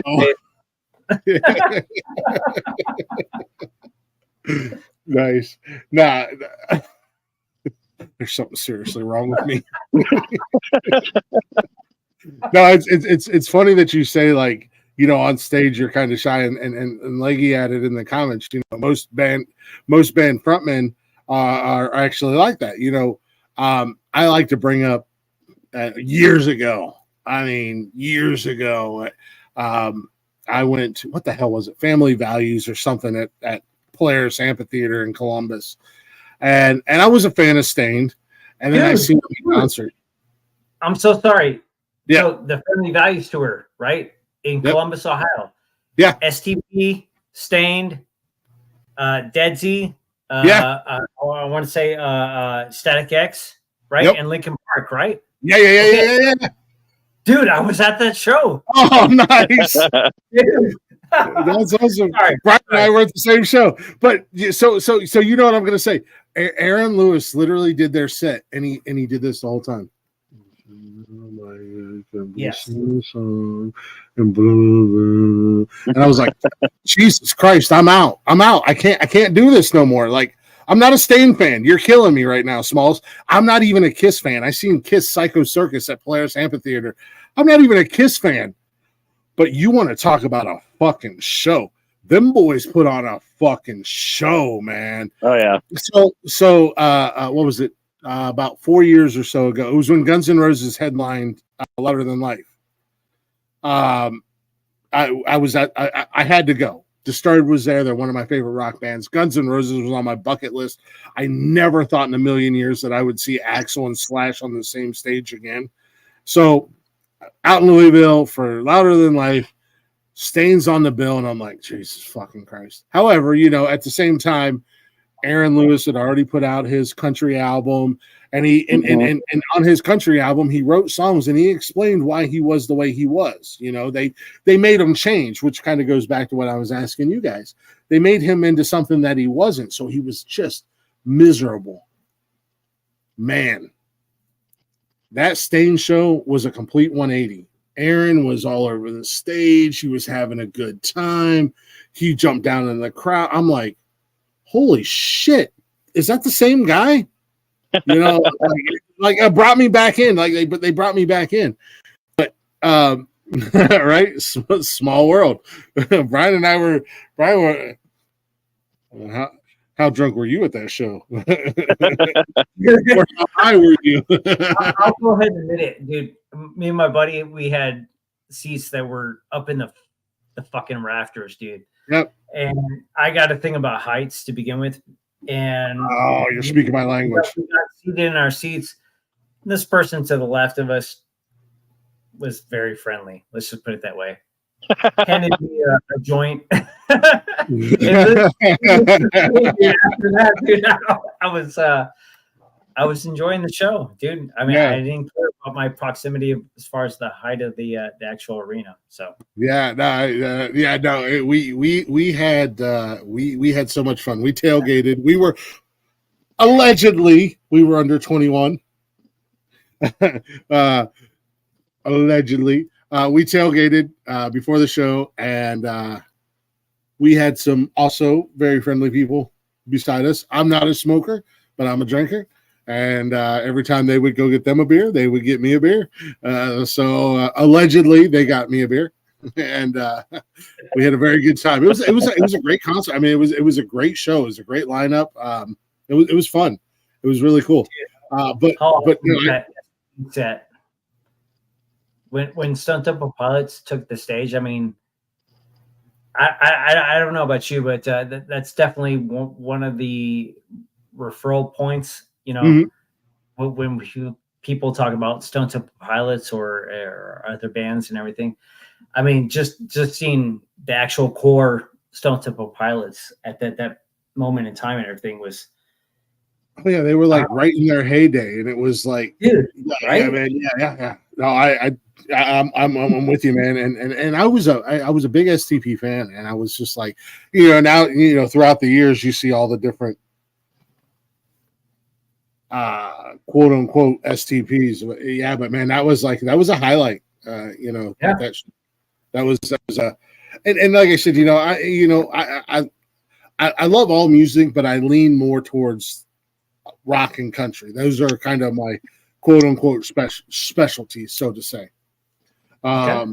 So going to those rock shows, I remember going to Ozfest. I was at Ozfest at the amphitheater when Ozzy didn't show up, and everybody rioted and started. Oh Jesus! Burn down the goddamn amphitheater, and I'm like, yo, this is my second or third Ozfest.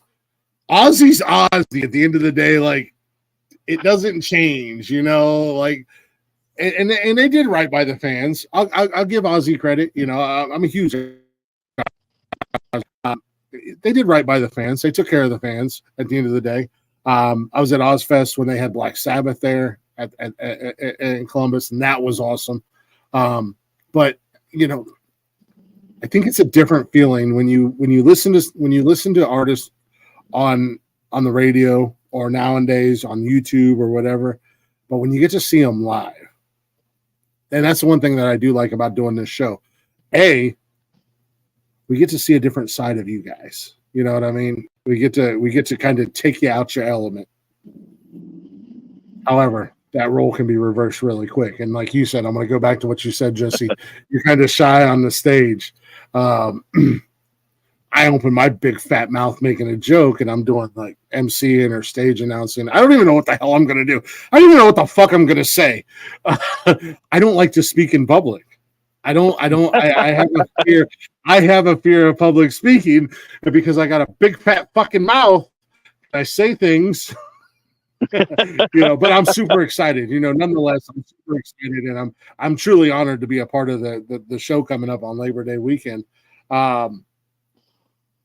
But it's like, how do you take a guy that's most comfortable in his bedroom on the computer with a microphone in front of his face and put him in front of God knows how many people? And it's like, guess I'm drinking dark liquor that night. Dude, because I gave up dark liquor like 20 years ago. Dude, I just started reverting to dark liquor. Just saying. No. Sorry. So yeah, I like Brian, you said you're the bass guy. Are you animated on stage when you guys are doing a show? Are you animated? Are you kind of all over the place? Or yeah, dude. I mean, Jesse may have a different perception of this, but I mean, figuratively speaking, so and for all intents and purposes, I'm not downplaying the bass player role of the band and everything, but if coming from an actual guitar player standpoint and everything, Mhm. it's a little bit more simplified. So with that being said, it allows me two things. It allows me to play my parts and hold down the low end in Tennessee Holy Water, but at the same time, enjoy myself, dude. Yeah. And with that liberty alone, dude, I have a tendency to just go from side to side of the stage and just enjoy myself. And How many times do we get this during a show between you and the guitar player? You guys going, dude, there's several interactions with me. Sometimes, I mean, you touch his butt is what I want to know. How many times do you molest Adam in a single show? no. So, He's not here to defend himself. He's not here. He can't say nothing. He's not here to defend himself. yeah, he's not. But Adam and I, over the course of the past 4 years and everything, like we have this kind of stage banner where we'll shoot each other looks, and generally it stems from like if either one of us messes up on our parts and everything, we'll just kind of shoot each other that side stage kind of look and everything. Yeah. So, I mean, yeah, and I'd venture to say a lot of people do, dude. Well, you guys reach, and I'm sure like with the band in general, and you and Adam have been together, you know, done projects and stuff like that together. You know, I know like Jeff, who started Nonsensical Nonsense with me. He's been my A1 day one guy. Like he's been with me since day one, since I started this adventure. He's one of my best friends since high school. A lot of times there's a lot of unspoken communication when we're doing a show together. And there's a lot of times where with just a look, when something's said, we both start laughing. And the other guys will be like, what the fuck is going on? You know, like, I'm still trying to learn their looks. No, dude, Jesse's like, let me be part of the club, guys. I want to be in. Yeah, dude, like we had done a show about a month ago and in Kentucky, and fortunately we had a bunch of people video that show and everything, and then just looking back on the actual footage and everything, I'm watching the band play, and then I'm starting to hone in on an interaction between myself, Adam, Jesse, Jared, you know, just all the guys and everything.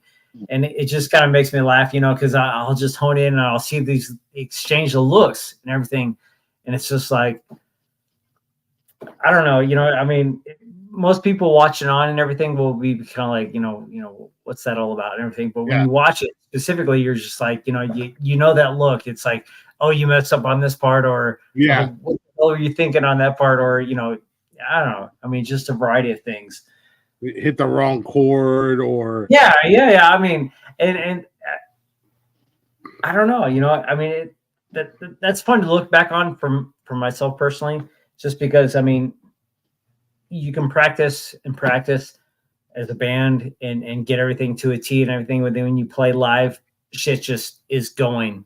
It's going. When it's go live, you're go live. Yeah, and exactly. Whatever goes down goes down and everything.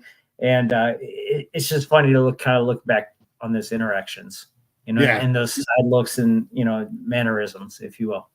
You guys definitely have very many different looks. As like you said, nods, farts, and clicks. I love that. That's absolutely right. So very true. Yeah, I'll pull the curtain back a little bit. Jeff and I have something that just randomly throughout the show we'll go like that to each other, and because one of us said something that nobody else caught on to, but we want to let the other person know. I got you. Dude, we did a recent rehearsal to where we kind of mapped out certain scenarios, if you will, and it's solely based on crowd interaction, if you will. Mm-hmm. And so just those things alone and everything just kind of, you know, I mean, it's all, you know, within the band and everything, but I can only imagine what the onlookers, the crowd, actually how they interpreted that. I mean, what's going through their mind? Who knows? But I mean, it's like look back and see those things and what we were thinking at the time. Do these guys have special needs? What's going on? Quit licking the window. Yeah. Did the guitar player and bass player ride the short bus here? Brian, your helmet. Yeah. Where's this guy's helmet? I just got to know. The people want to know, man. Who's the window licker and who's the booger eater? That's what we want to know. The schnozberries taste like schnozberries.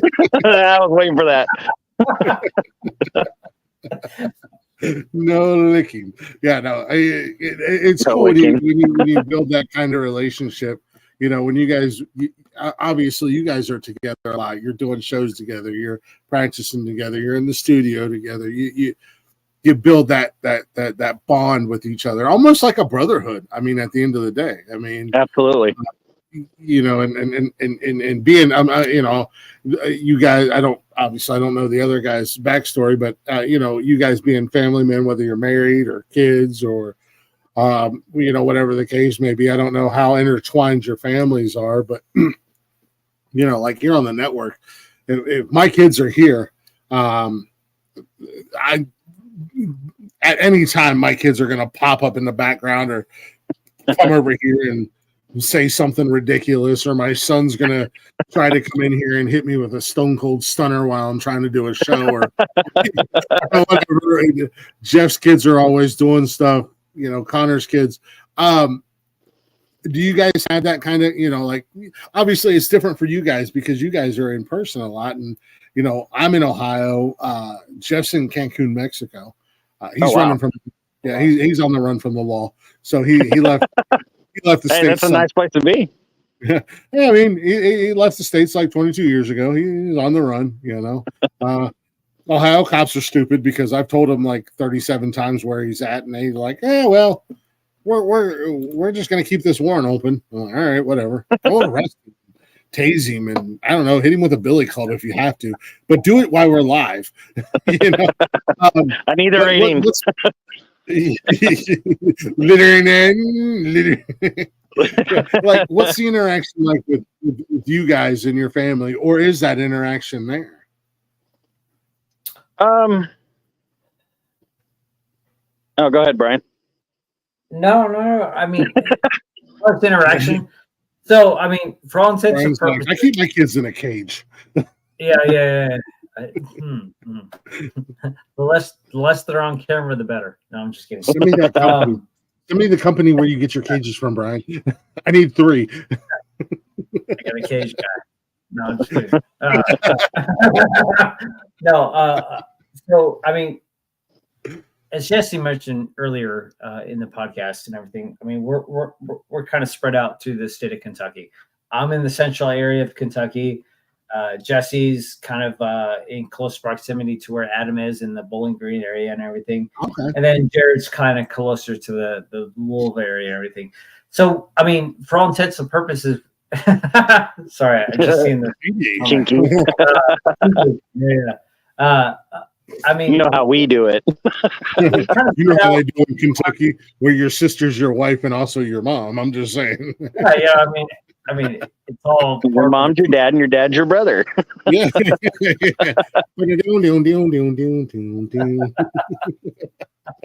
There are no rules. You got a pretty mouth. Dude, that movie's so fucked up. It is one of the most disturbing movies I've ever watched in my life. Dude, I watched that movie with my grandmother, dude. My grandma's done that, dude. I'll never forget watching Deliverance with her, dude, and it fucked me up, dude. And she was the one that suggested it. Anyways. I'm surprised they have not remade that movie, and if they do, man, it's gonna be bad. No, I hope they never remake that movie. They don't need to. Yes. Deliverance is definitely one of them. I would say Jaws is another one. Oh.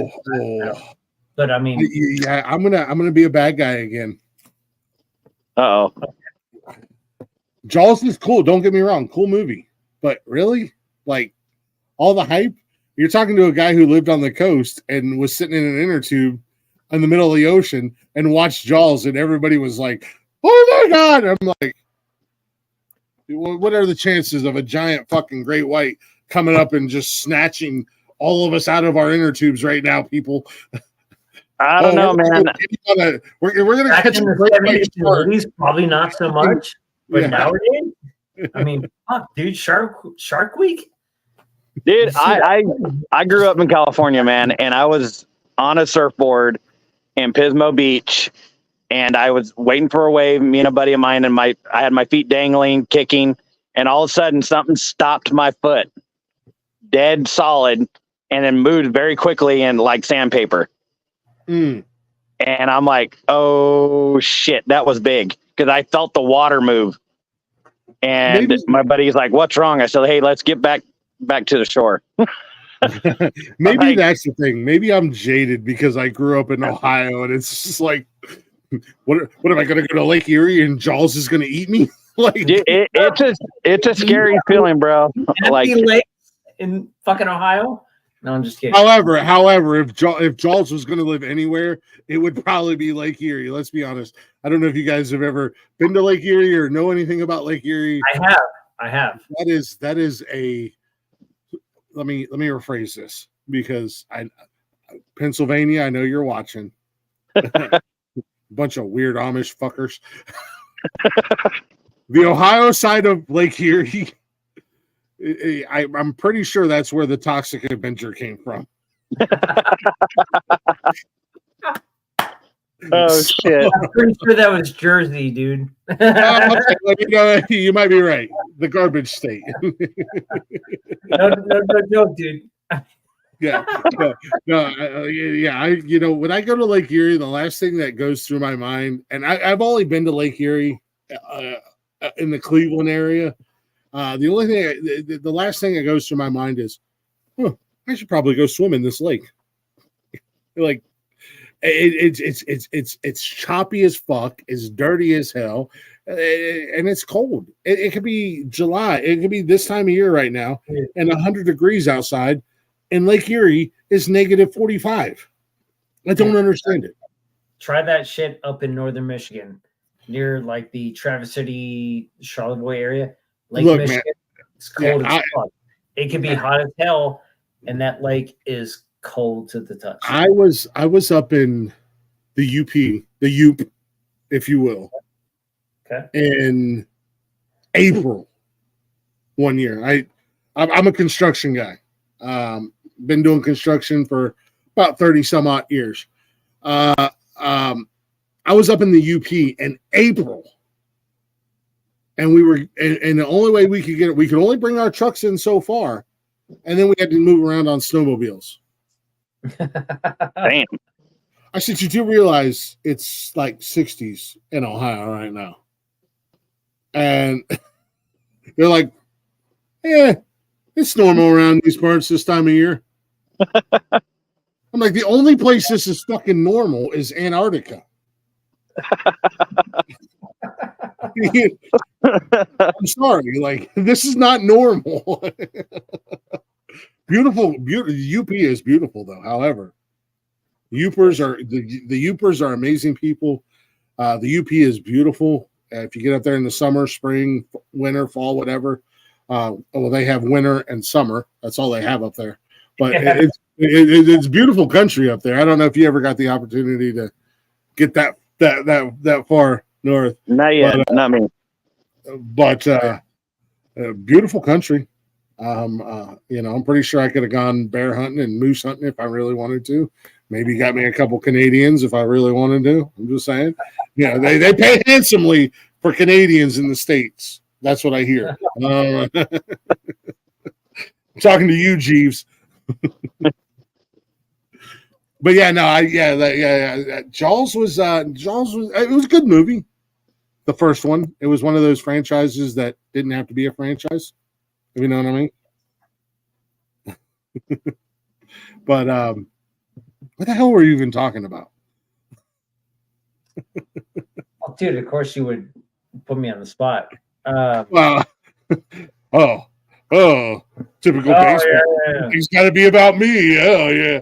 I was just asking in general, you know. I'm sure it stemmed from a question that you were asking to begin with. Yeah, we went way off track. Yeah. Welcome to my world. I'm not your typical interviewer. We're all over. I hate, not that I hate, but it's like, my thing was, I want to do an interview show, but I don't want to do like the quote unquote stereotypical interview show. And obviously you got to ask some questions, but I want to make it more like a hangout and get to see a different side of you guys. You know, we get to see, you know, as fans, we get to see you on social media, and you're heavily promoting. Obviously, I know what that's like. Or you're doing your music videos, or we're coming to see you live and stuff like that. But doing this style of show, I'm able to shed a different light on you guys, and more. These are just normal guys. I'm sure all of you guys have normal 9-to-5 jobs outside of this. Unfortunately. Yeah. If you don't mind me asking, you don't have to tell me. Oh yeah, I work at Starbucks and I'm a barista. You know, you don't have to tell me like what kind of job field are you guys in? What kind of work are you guys in? Jesse? Don't everybody speak at once. I've been driving a truck since 2008. So I've been a truck driver. Like over the road truck driver, or I've been over the road. I've worked for Atlas Van Lines as a mover.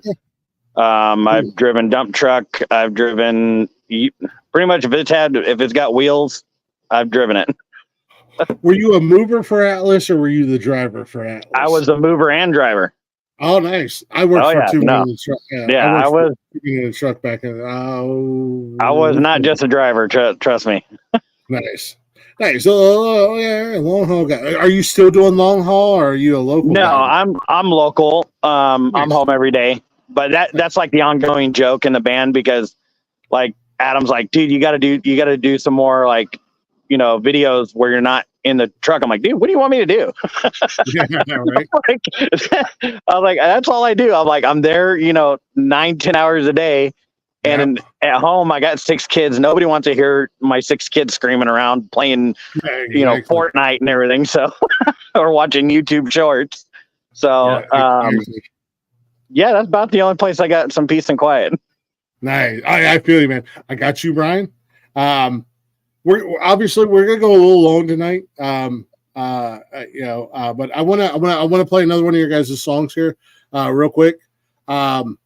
And then I'm gonna replay Pretty Little Poison when we get all done tonight. But I got Awesome. Bullet Before the Noose. Is that what it is? Yeah. This is another one. I love this song. So we're gonna take a real quick break. If you're watching, everybody, go get you another drink. We're gonna keep going for a little bit longer, as long as these guys are down.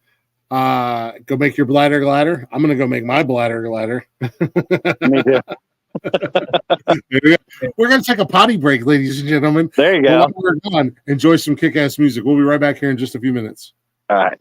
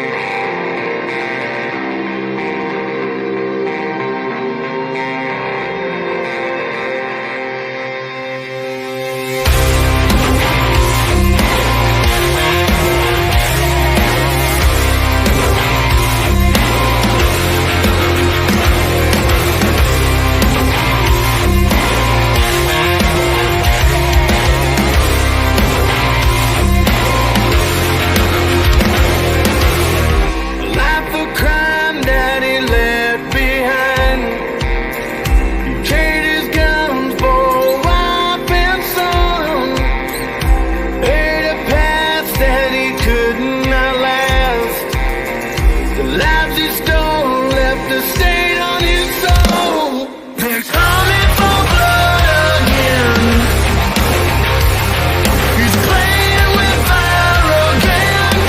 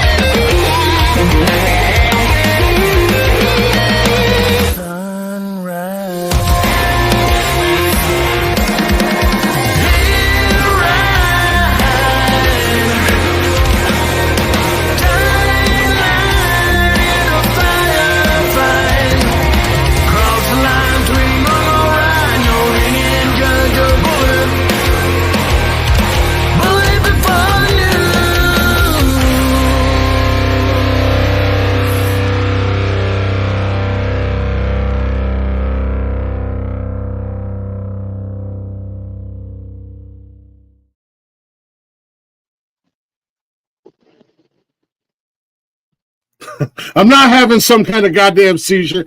I'm just enjoying the music and singing along and rocking out over here. Mind your business, Leggy. Mind your business. I saw the comment. I looked over and I saw you just kind of getting into it. And no, I love that song. I love that song, and every time I hear it, it reminds me of Tombstone. Yep. Kurt Russell. You tell him I'm coming and hell's coming with me. Like, go to the music, man. Let's go. Like right there. That's what that is. That song needs to be in like I'm a huge fan of Western music, or not Western music, but Western movies. Absolutely. And like kick-ass Westerns. Like that needs to be, or like okay, I'm a comic book nerd. Like that would be a kick-ass song in like a good Ghost Rider remake or the original Ghost Rider with Nick Cage. Like that song would have been awesome. You know, the first time he jumps on the bike and starts it and turns into Ghost Rider, and then that would be awesome. And that would be so. Ooh.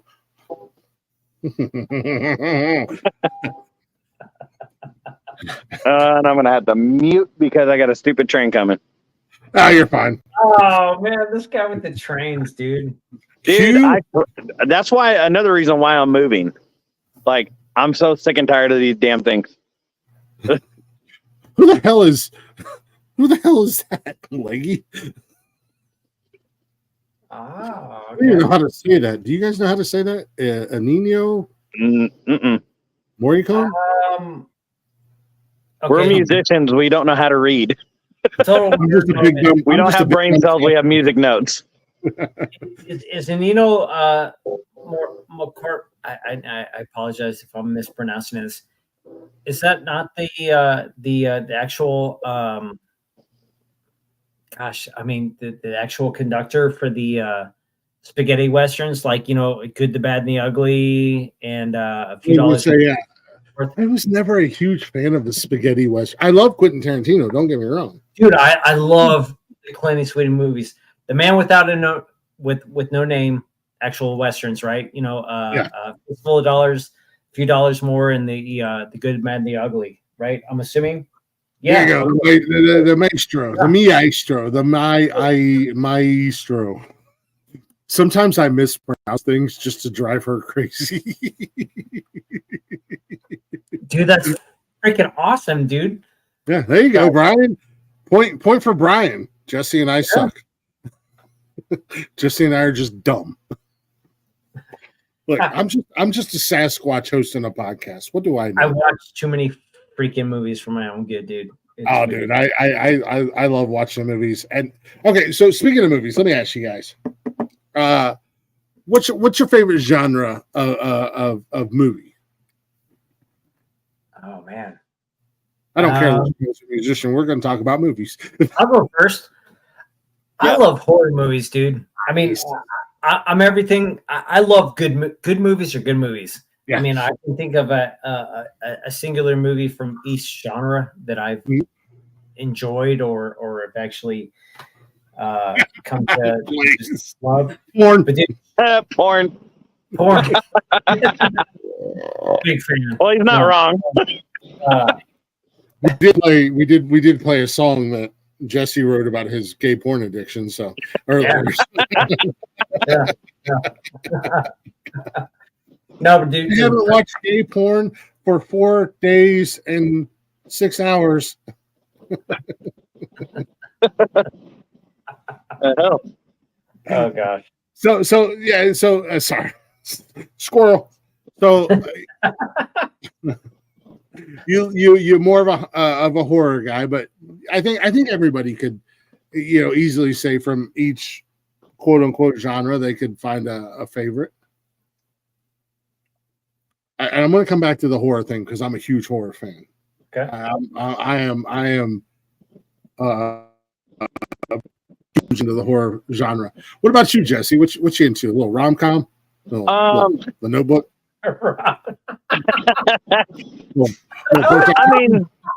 Brokeback Mountain? I like crime movies. horror movies. I mean, those are probably my top. Yeah. My wife likes a lot of the killer movies, which is a little scary sometimes. Is that like a woman thing? Like, I sort of got every woman I know watches like these crime shows on how to get away with murder. Like, more of a. I mean, either or, Leggy. I'm just, either or.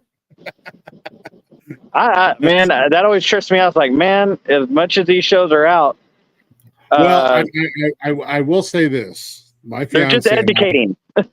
my fiance and I got, and I'm a huge, I love true crime. Some of my favorite podcasts that are out there are true crime podcasts, and or paranormal. I'm a big paranormal guy. Ghost. Oh yeah. Whatever. But my fiance and I, every night we go to bed watching the true crime murder shows. Yeah. And there's an ongoing joke here on the network that it's funny because her dad and a couple of her friends are like, yeah, we're in. I was like, if she ever comes up missing and I'm in Cancun, you know why? Senoritas and margaritas, baby. And her dad's like, I'm down. Let's go. I'll be in Alabama. But yeah, no, we watch those true crime murder shows. I love it. We had a former. I think I had a former guest on here, and he was like, "Glick, I just met you, and you're a fucking psychopath." Dude, me and my wife used to go ghost hunting, like no bullshit. Oh, for real? Oh yeah, dude. We'll still do it every once in a while, like when we got time away from the kids. But like we'll go out to like, especially here in Kentucky, man. Like there's cemeteries everywhere, like in people's backyards, like everywhere. Yeah, and we'll go to a cemetery, dude, and she's got the Ghost Radar app and all this other stuff. And there's been a couple times it's been a little made the hair on the back of my head or my neck stand up. Nah, shut up, lady. Psychopath. It's all the same at the end of the day. She's dead. I'm in Cancun. What are you going to do? I've said I'm going to do it a million times on multiple podcasts, live on the internet. Kentucky, me too. Nice. I'm in Mexico. Yeah. Blaze. Blaze is the newest member of the network. He's got the Whose Argument Is It Anyway that he'll be hosting. Oh, nice. Yeah. What part of Kentucky are you in? The only side, inbred.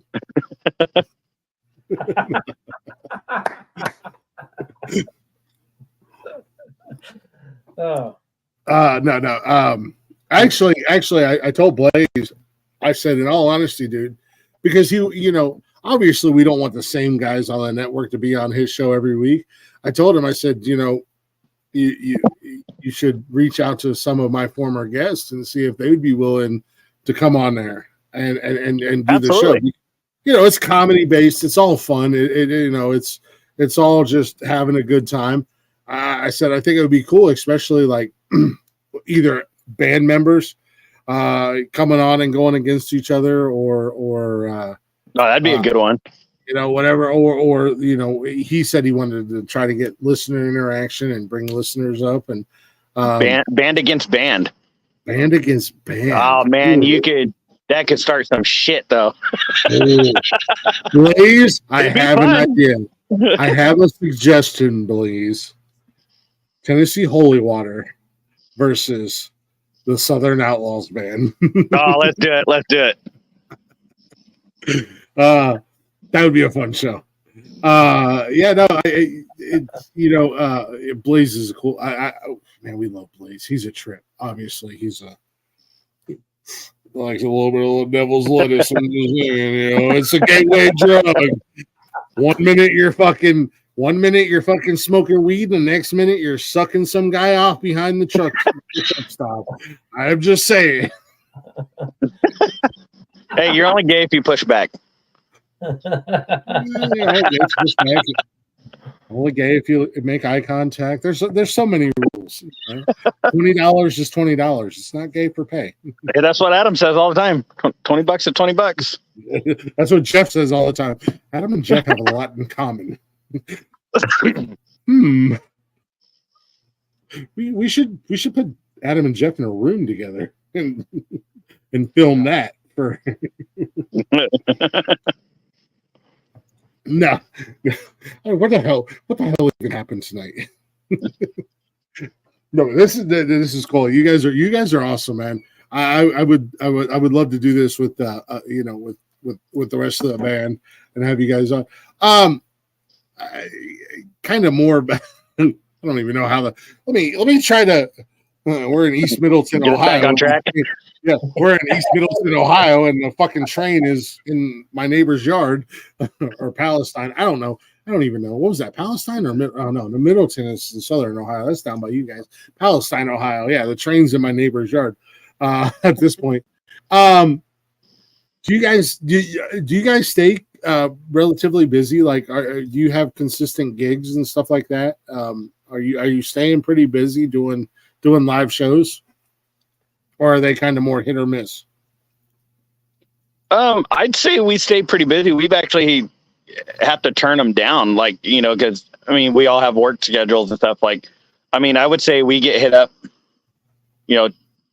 oh God, what do you think, Brian? At least once, twice a week, trying to book us. And it's just, Adam's, a helicopter pilot. I'm a truck driver, Brian, I always forget what you do. Yeah, that's what I was going to ask. So yeah, Jesse's a truck driver. Sorry, again, squirrel moment, and I just followed the squirrel down the path and got touched in my no-no areas by Blazing.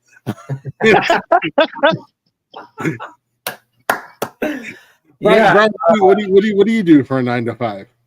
It was like, I got it all like that. For the most part, I babysit grown men, and I know that sounds weird, but if you look at it from a freaking corporate standpoint, it's literally management. Okay. Yeah. Oh, you're one of those guys.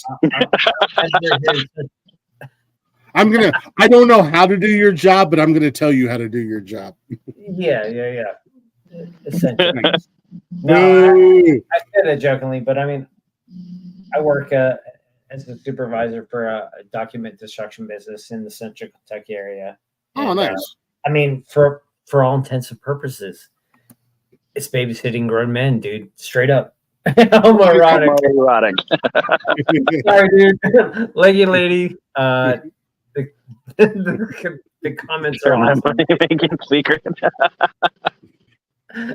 Blazing. Hey, musicians are broke, man. We need all the help we can get. Blazing, I'm gonna need you to pipe down. I'm gonna smack your Peter again. Again? Blazing likes to speak out of turn, and I got to keep him in line. So I think he's doing it on purpose at this point.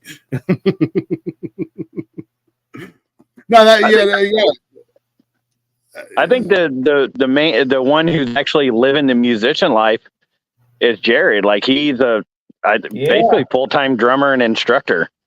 Oh wow! So without putting Adam's business too much out there, you know what? Fuck you, Adam. You're not here tonight, so you don't get to defend yourself. Adam's a male prostitute, isn't he? Yeah, fuck you, Adam. Hashtag fuck you, Adam. He's a male prostitute. He's a gigolo, ain't he? Dude, that guy is a straight up whore. When basically, it comes to the members of this band, Adam is the male whore. he is the single one in the band. So Jesse, we know you're married. Brian, relationship status? You're married. Brian's married. Is Adam married or girlfriend? Or not Adam? The drummer. What's his name? Jared. Yeah, Jared's married. Married. So is Adam the only single guy in the band, or is he? Depends which day it is.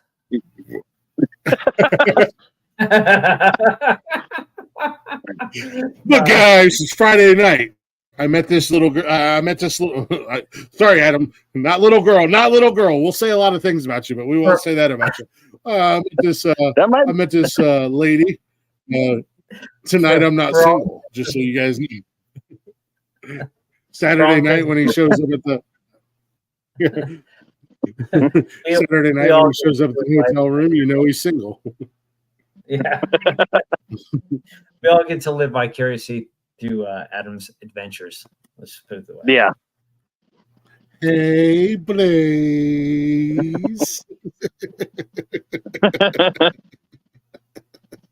No, that's cool. That's cool. With the music life and doing what you guys do, are your guys' significant others pretty? Are they supportive of what you do, or do you guys run into a lot of? You're gonna go to practice again. Practice the same song you just practiced yesterday. You don't know how to play 4 chords, Brian. Why do you practice all the time? Dude, I actually caught shit for doing this podcast rather than walking the dogs. I'm totally joking. No, my wife gets it. I mean, she's awesome, dude.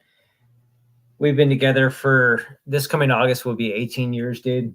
And hell yeah! Congratulations, man. Yeah. And she knows that it's a large part of my personality, the things that I enjoy, and who I am, just as a person, man. So I mean, fortunately, I have somebody that understands it and gets it. So nice. What about you, Jesse? How long have you and your apparently you guys have been together long enough to figure out you don't know what condoms are? Well, okay. 17 goddamn kids. I had 3 with my ex-wife, and I have 3 with my current wife. But we've been together. We're going on 8 years. And at first she was like, "Oh, you're going to start playing music again." She wasn't too thrilled about it, but once she saw it, now first couple of months she was a little iffy on it, but she's been a really big support and been behind me 100%. She's been my rock, when things have gotten, a little rough, and but no, she's been behind me 100%, and I'm very lucky to have her by my side. She's put up with a lot. Is it just me, Brian, or does it look like he's reading a script? Oh, dude. If I know Jesse's wife, told you those weren't my words. Make sure you say this. No. Read it word for word. And if you don't know how to say a word, damn, did you guys see my earpiece or what? Yeah, dude. That's why he ended up our friend, so it wasn't so obvious. Blink if you need help. He's in the dark. We can't see him blink. She put him in the closet. She threw him out in the middle of the middle of the Appalachian Trail. Damn it. No, that's I think when you guys doing the music thing, obviously, and having, because obviously the music thing is not your 9-to-5 gig, so it takes up a lot of your free time. Trust me, I know. Doing the podcast thing, man, the time, and I put more time into doing this than I do my normal 9-to-5 gig. You know what I mean? I put 40 hours in there, and I'm putting more time in doing this.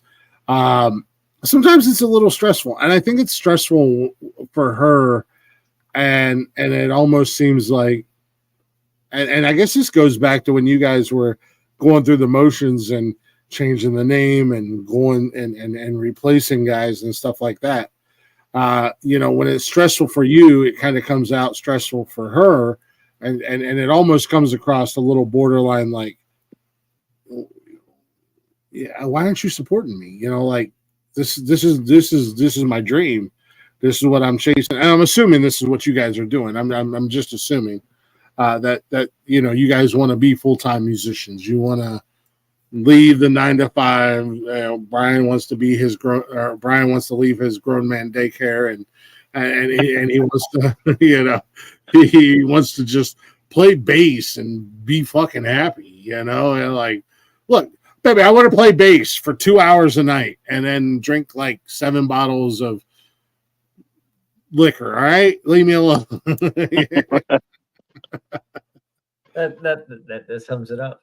No, So, but you know, I think, and this is me personally. I know when I'm stressing out and I'm going through things when it's related to this shit, it seems like she kind of backs off a little bit. Do you guys get like the same thing with your significant others? Do they kind of, or do they push harder for you to keep doing what you're doing? Ooh, that's a good question. I know for me, man. I also host a men's mental health show, so you know. Right? Sometimes I get a little deep. Tommy.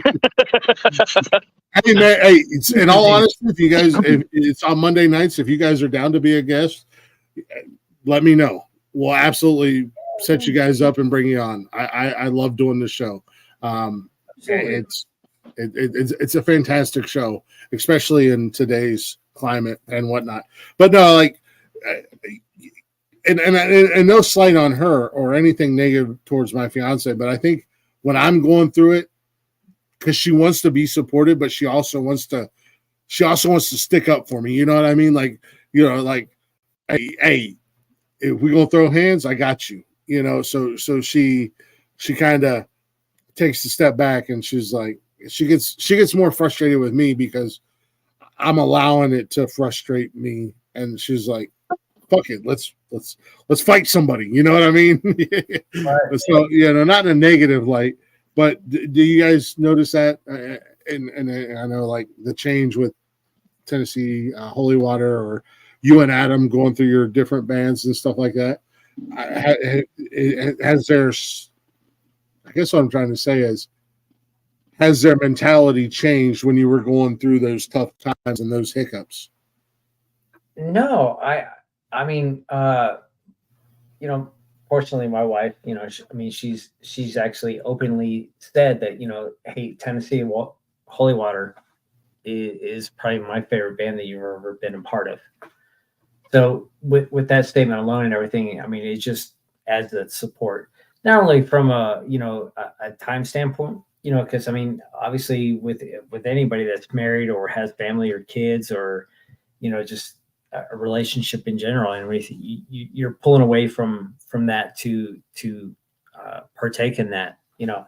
And so and I don't know about Jesse, but, you know, I mean, from myself personally, I mean, I've been fortunate to have somebody who actually realizes the joy and the gratitude that I get from being a part of this band, and my own takeaways from being a part of that. And she sees that on the daily basis, and she's super supportive.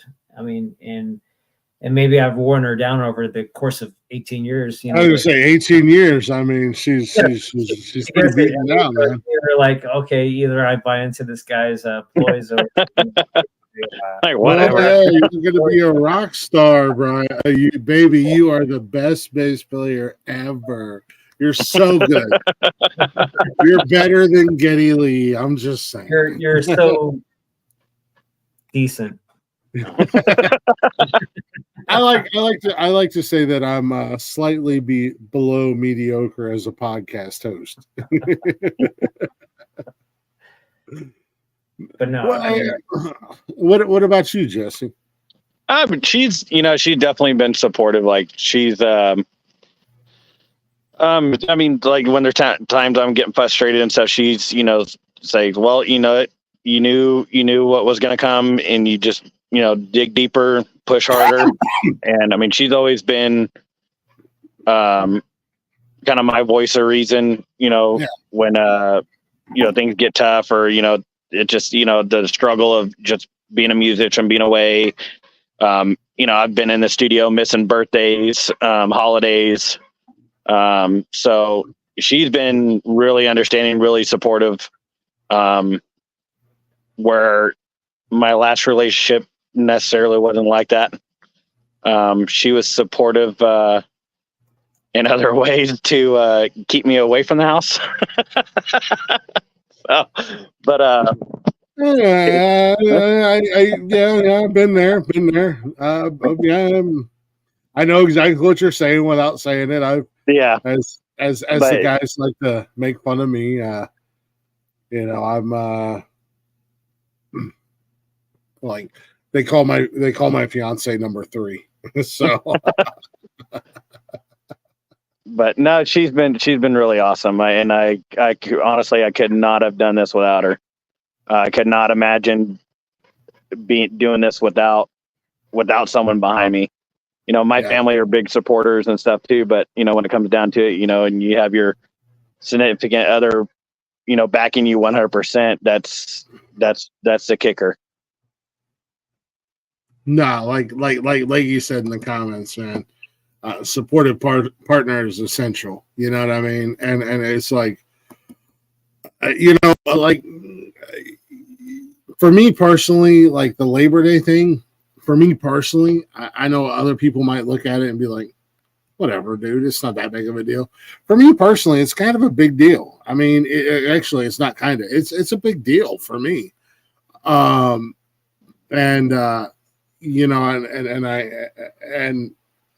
Arliss, who's the lead singer of the Southern Outlaws band, he put a Facebook post and he's like, come join us, blah, blah, blah. We got special guest MC Glick from the Nonsensical Network, and I showed her that, and she was like, "Send me that."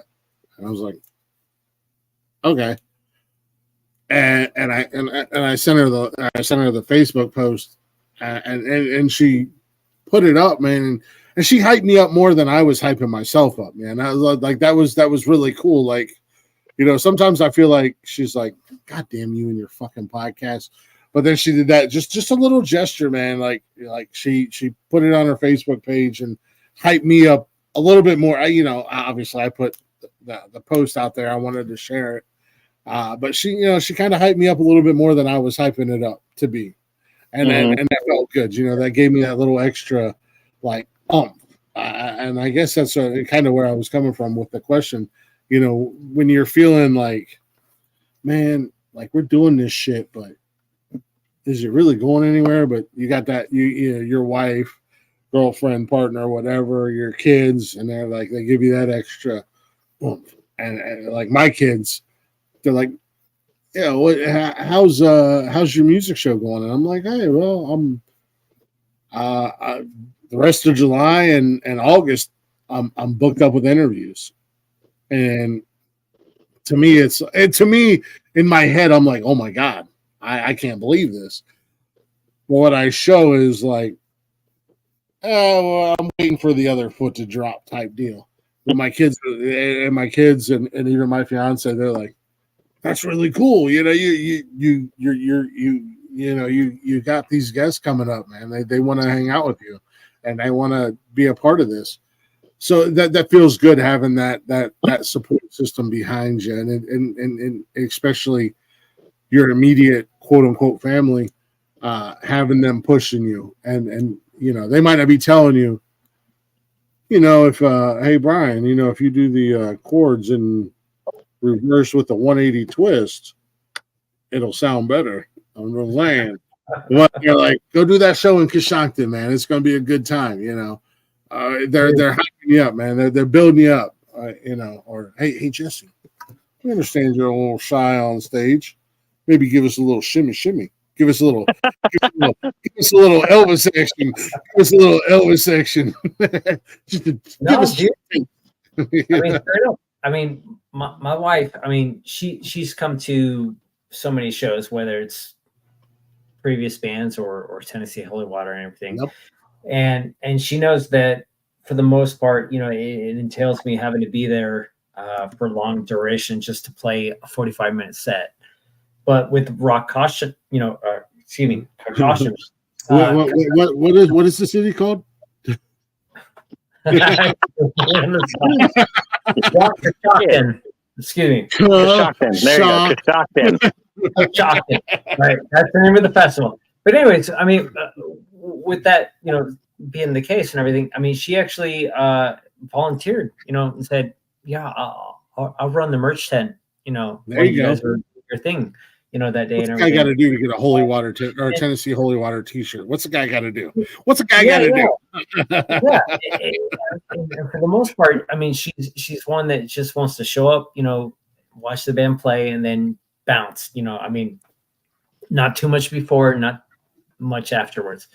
And so for her to actually volunteer and say, I would gladly do that. Yeah, she wants to get back to the hotel so she can wait on Daddy to get home. Yeah. Get that bass on me, big boy. God, don't wake me when you walk in the room. It sounds just like my fiance on Saturday nights. She's like, "Hey, you know what? I'm gonna fall Do asleep whatever on the you couch." want. Just don't wake me up. Yeah. That's my fiance. Saturday night, she's like, "I'm gonna fall asleep on the couch because you do the fucking podcast in the bedroom. Just come wake me up. Don't touch me. Don't look at me. Don't even breathe in my general direction. Wake me up. Get me in bed. Cover me up. Cuddle me." And that's the extent. That's it. Yeah, That's it. it just cuddle me, and I'm like, you know what? I got you, baby. I got you. I'm good for that. I'm good for all those things because you just allowed me to do a 6-hour podcast of complete ridiculousness, and you fell asleep on the couch. Yeah, no, I feel that's cool, man. I mean, it's little things, when you're in like Leggy said, nothing worse than a partner who sees you as competition. Or wants to take you down a peg. She's obviously been there. Yes, she has. Unfortunately, I do know that. But that's really cool because it's the little thing. It's the little things that matter the most. Absolutely.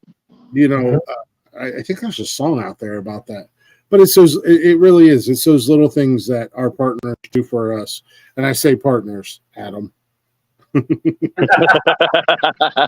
Yeah, whore. I don't even know you, Adam, and I'm already busting your balls. Whoever, whatever, hey, this way. The kind of folks who Shockton have put us up with 3 hotel rooms for that particular evening, and I think all of us are in agreement that we're setting aside one for Adam. For whatever he decides is happening in that night for him personally. Yeah. The band had a meeting without Adam, and they're like, look, all right, so all these shenanigans. Well, I don't know. I think he's picking up Jared, so Jared's got to roll with him. Shit, I thought you all were rolling in the same vehicle.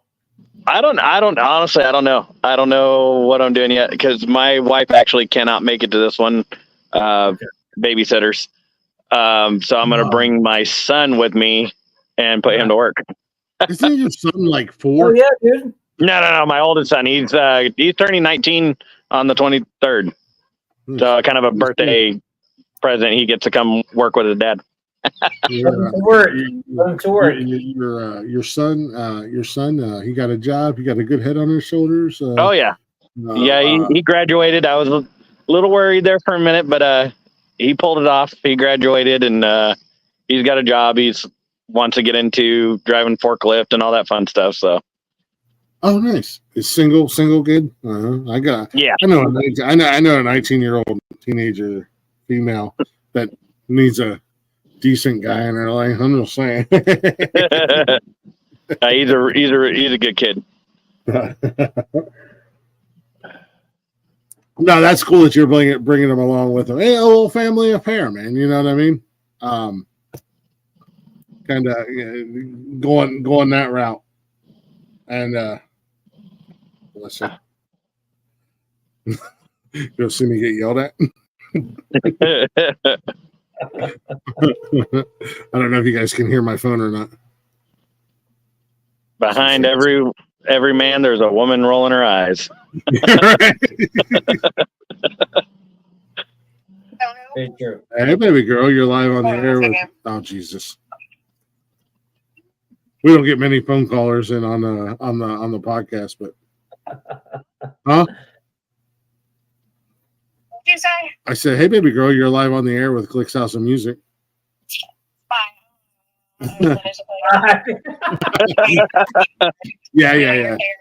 Yeah. We still are.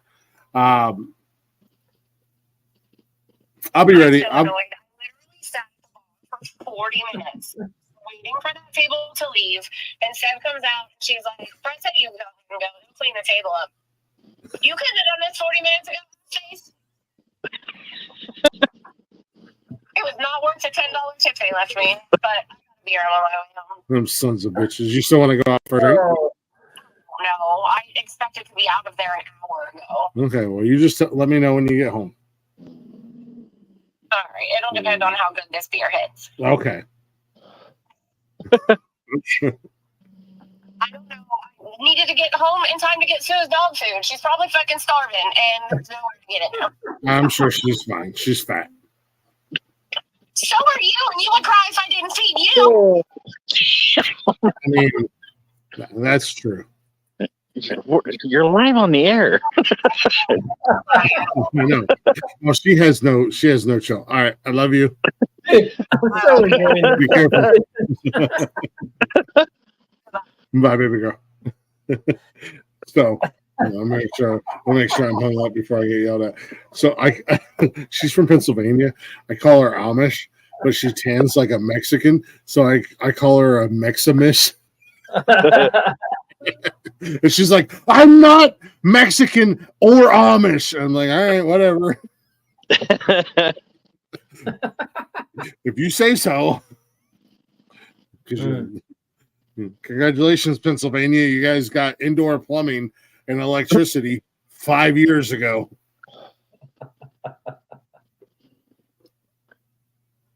She's a bartender / server, so we have a stupid fat fucking dog here.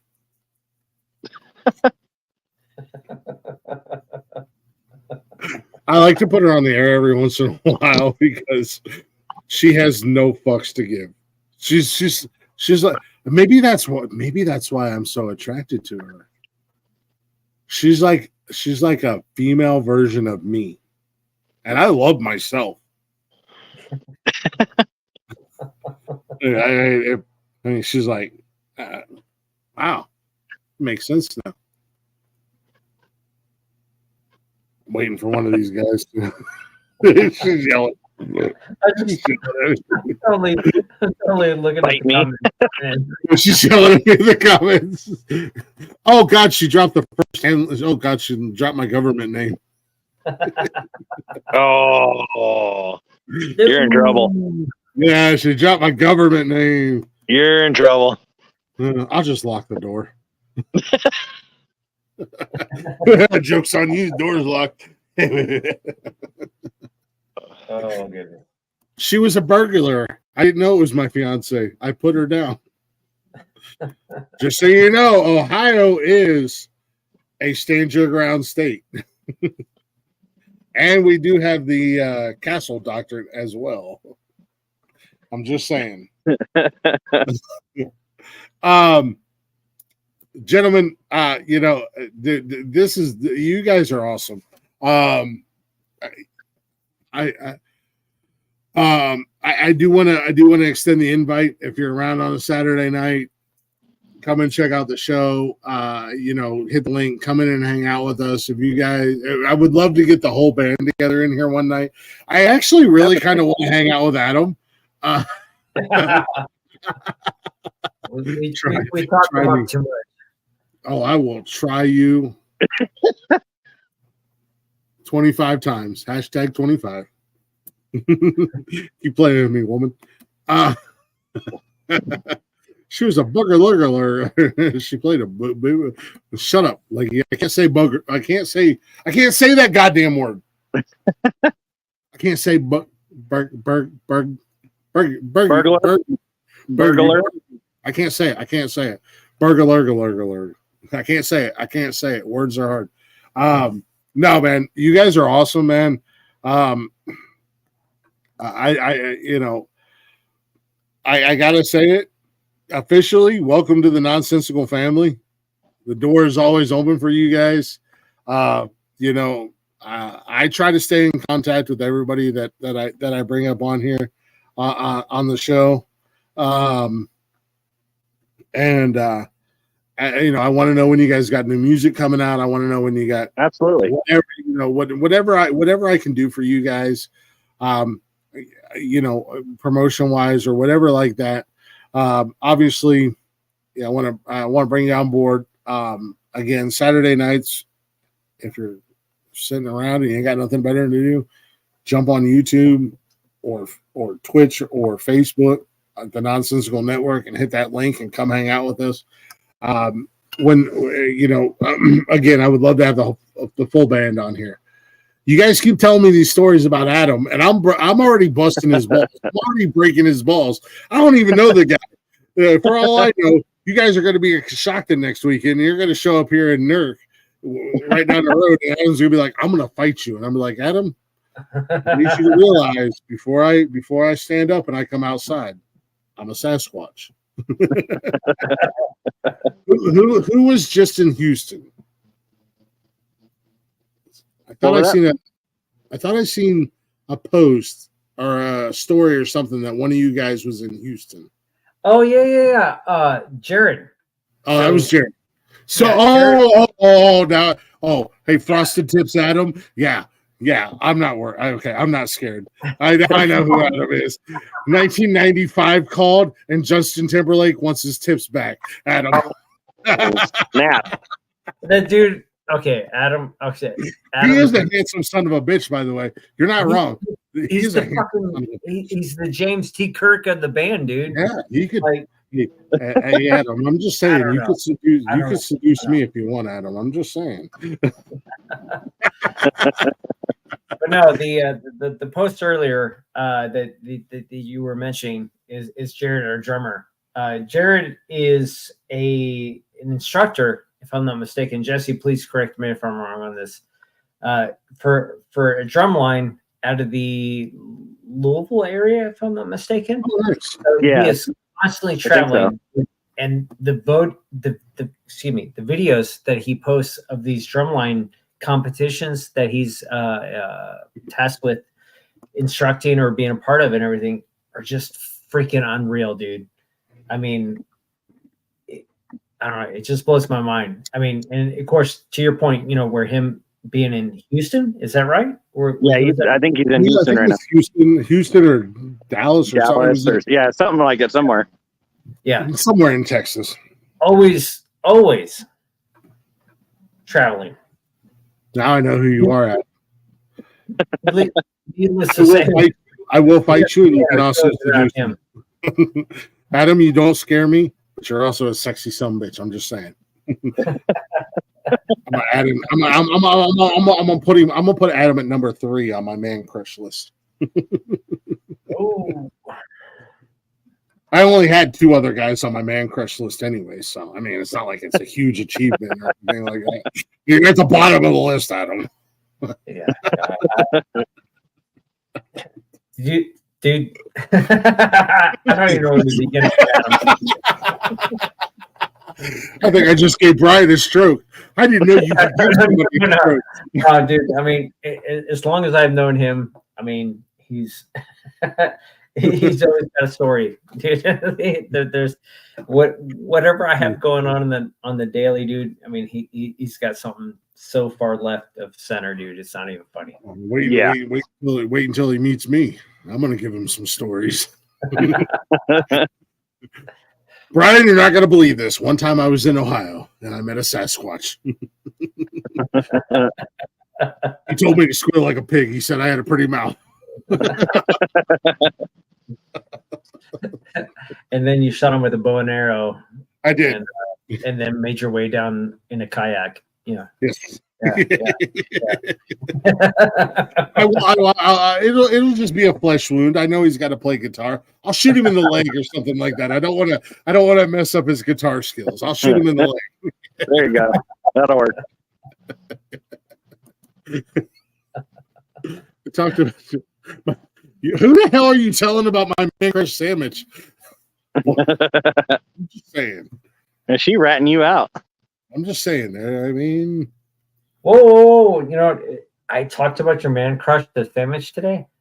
Listen, yeah. I mean, for anybody that may be watching this already, Adam Mullendor, if that's what we're classifying as your man crush.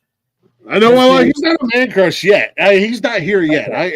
Hold on a second. I'm gonna let you guys talk amongst yourself. I gotta take a potty break real quick. Talk about Adam, huh? Yeah, I gotta go touch my wiener. We're talking about Adam. Ask my fiance about my my man crush sandwich.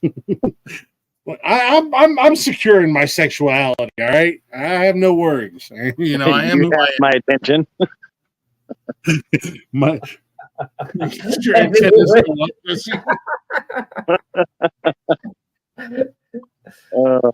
gonna hate us. He's gonna watch us, and well, does he? If he posts this on, Adam's gonna be like, "What the fuck?" Like, what the fuck did you guys do to further the band name? Nothing. Exactly. Don't worry about Adam. You weren't here.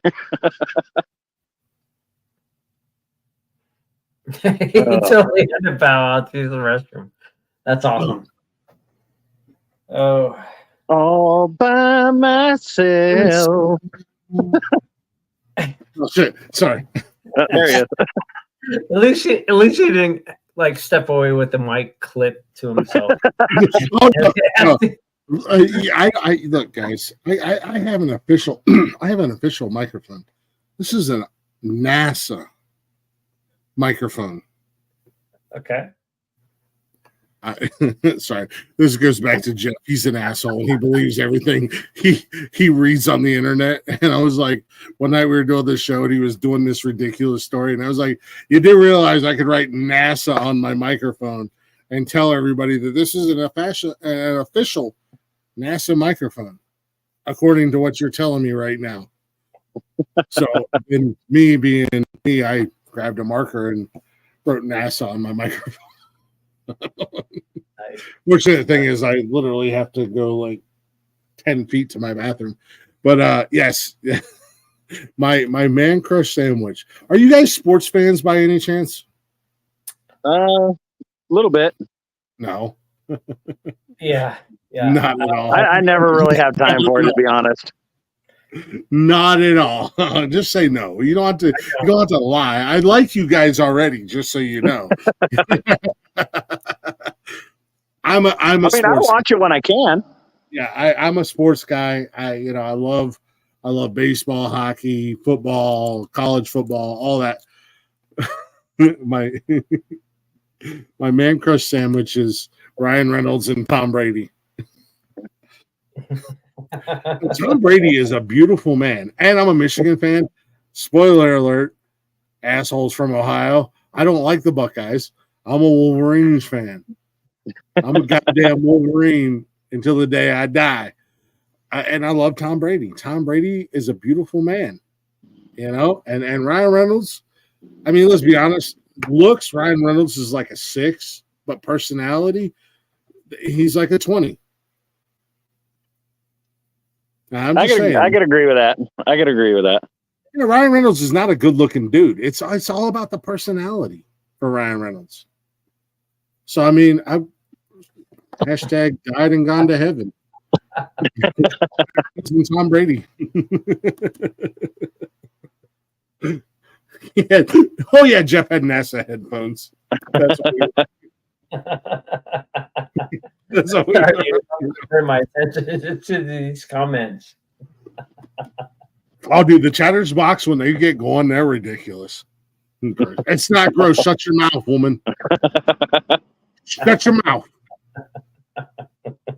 Them fighting words. If Tom Brady and Ryan Reynolds knocked on the door right now, I'll deadbolt that bitch. You ain't coming in. Terrible things are about to happen in this bedroom. Oh, things that make you go blah. we have Sasquatch, the greatest quarterback of all time, and Ryan Reynolds in a room together. What bad could happen? It's a choose your own adventure book, if you will.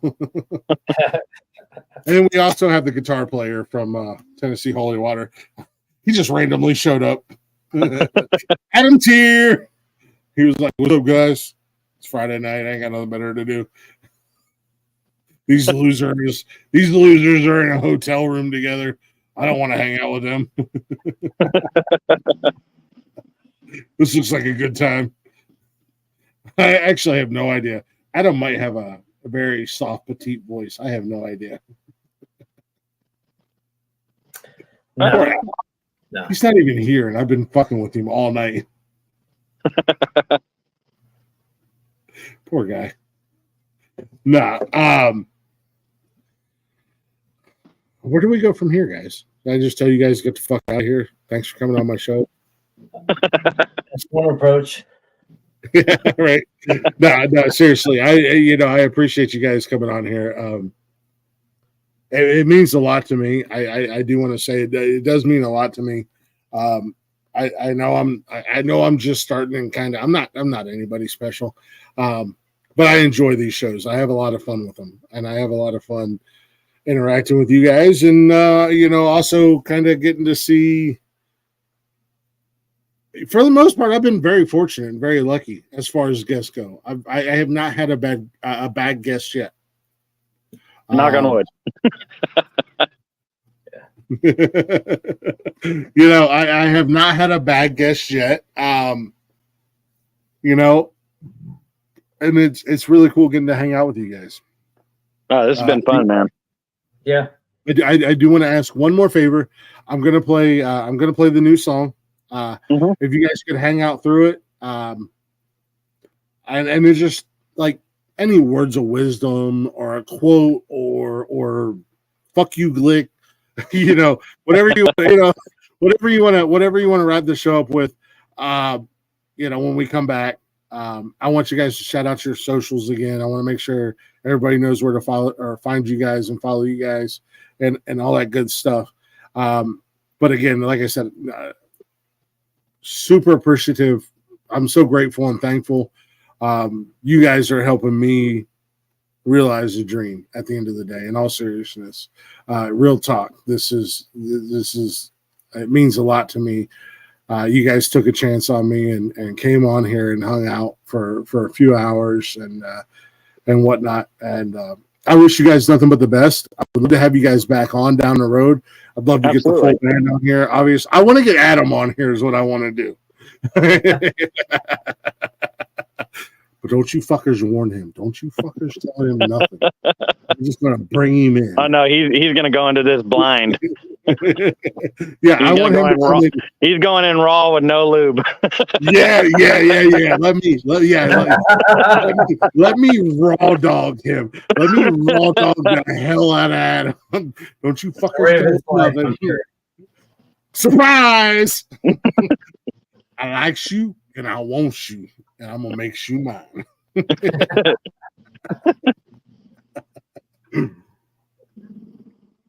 No, seriously, the door's always open for you guys. Anything we can do as far as helping promote albums, upcoming songs. You guys want to come on the show, pop in on a Saturday night.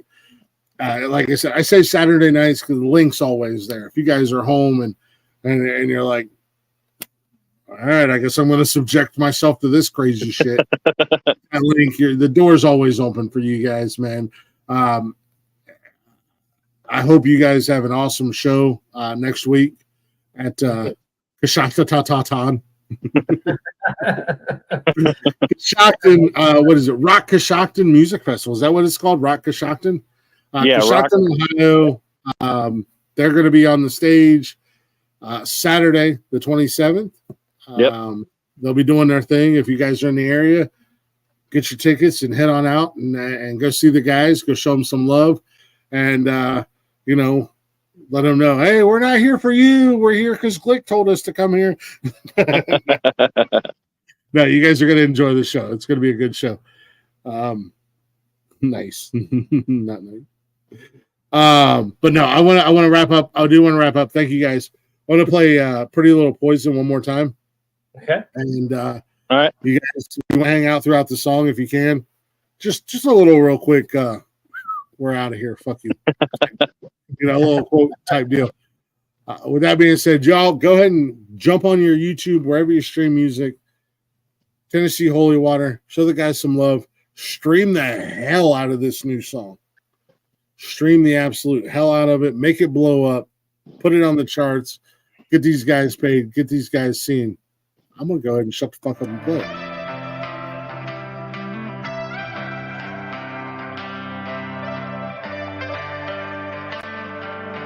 Every night around this time, it's like she knows I'm lonely. Rolls up when the wine is gone, like a record on repeat.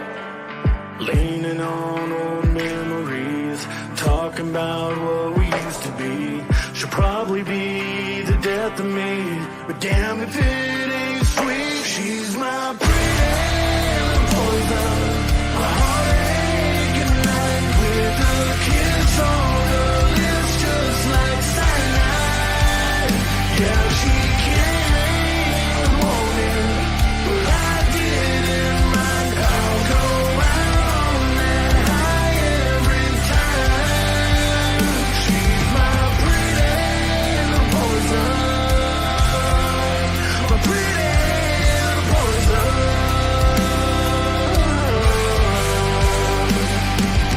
Shadows dancing down the hall, whispers that she wants me, trying to bend not to fall when she falls into me. We all need some kind of fix. For me, she is the one I pick.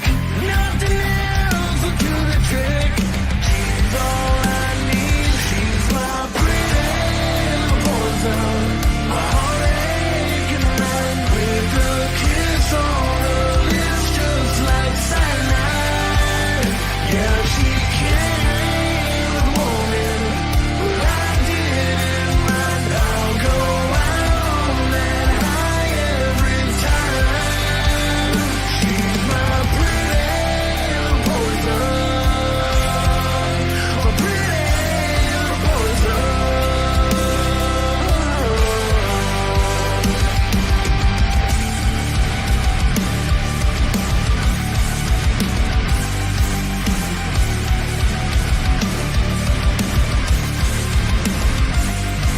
For some, I guess it's alcohol.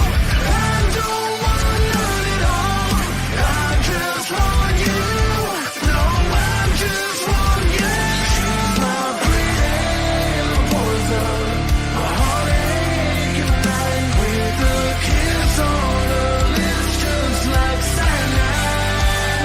Yeah, she came in the morning, but I didn't mind. I'll go out on that high every time. She's my pretty poison, my pretty poison. She's my pretty little poison.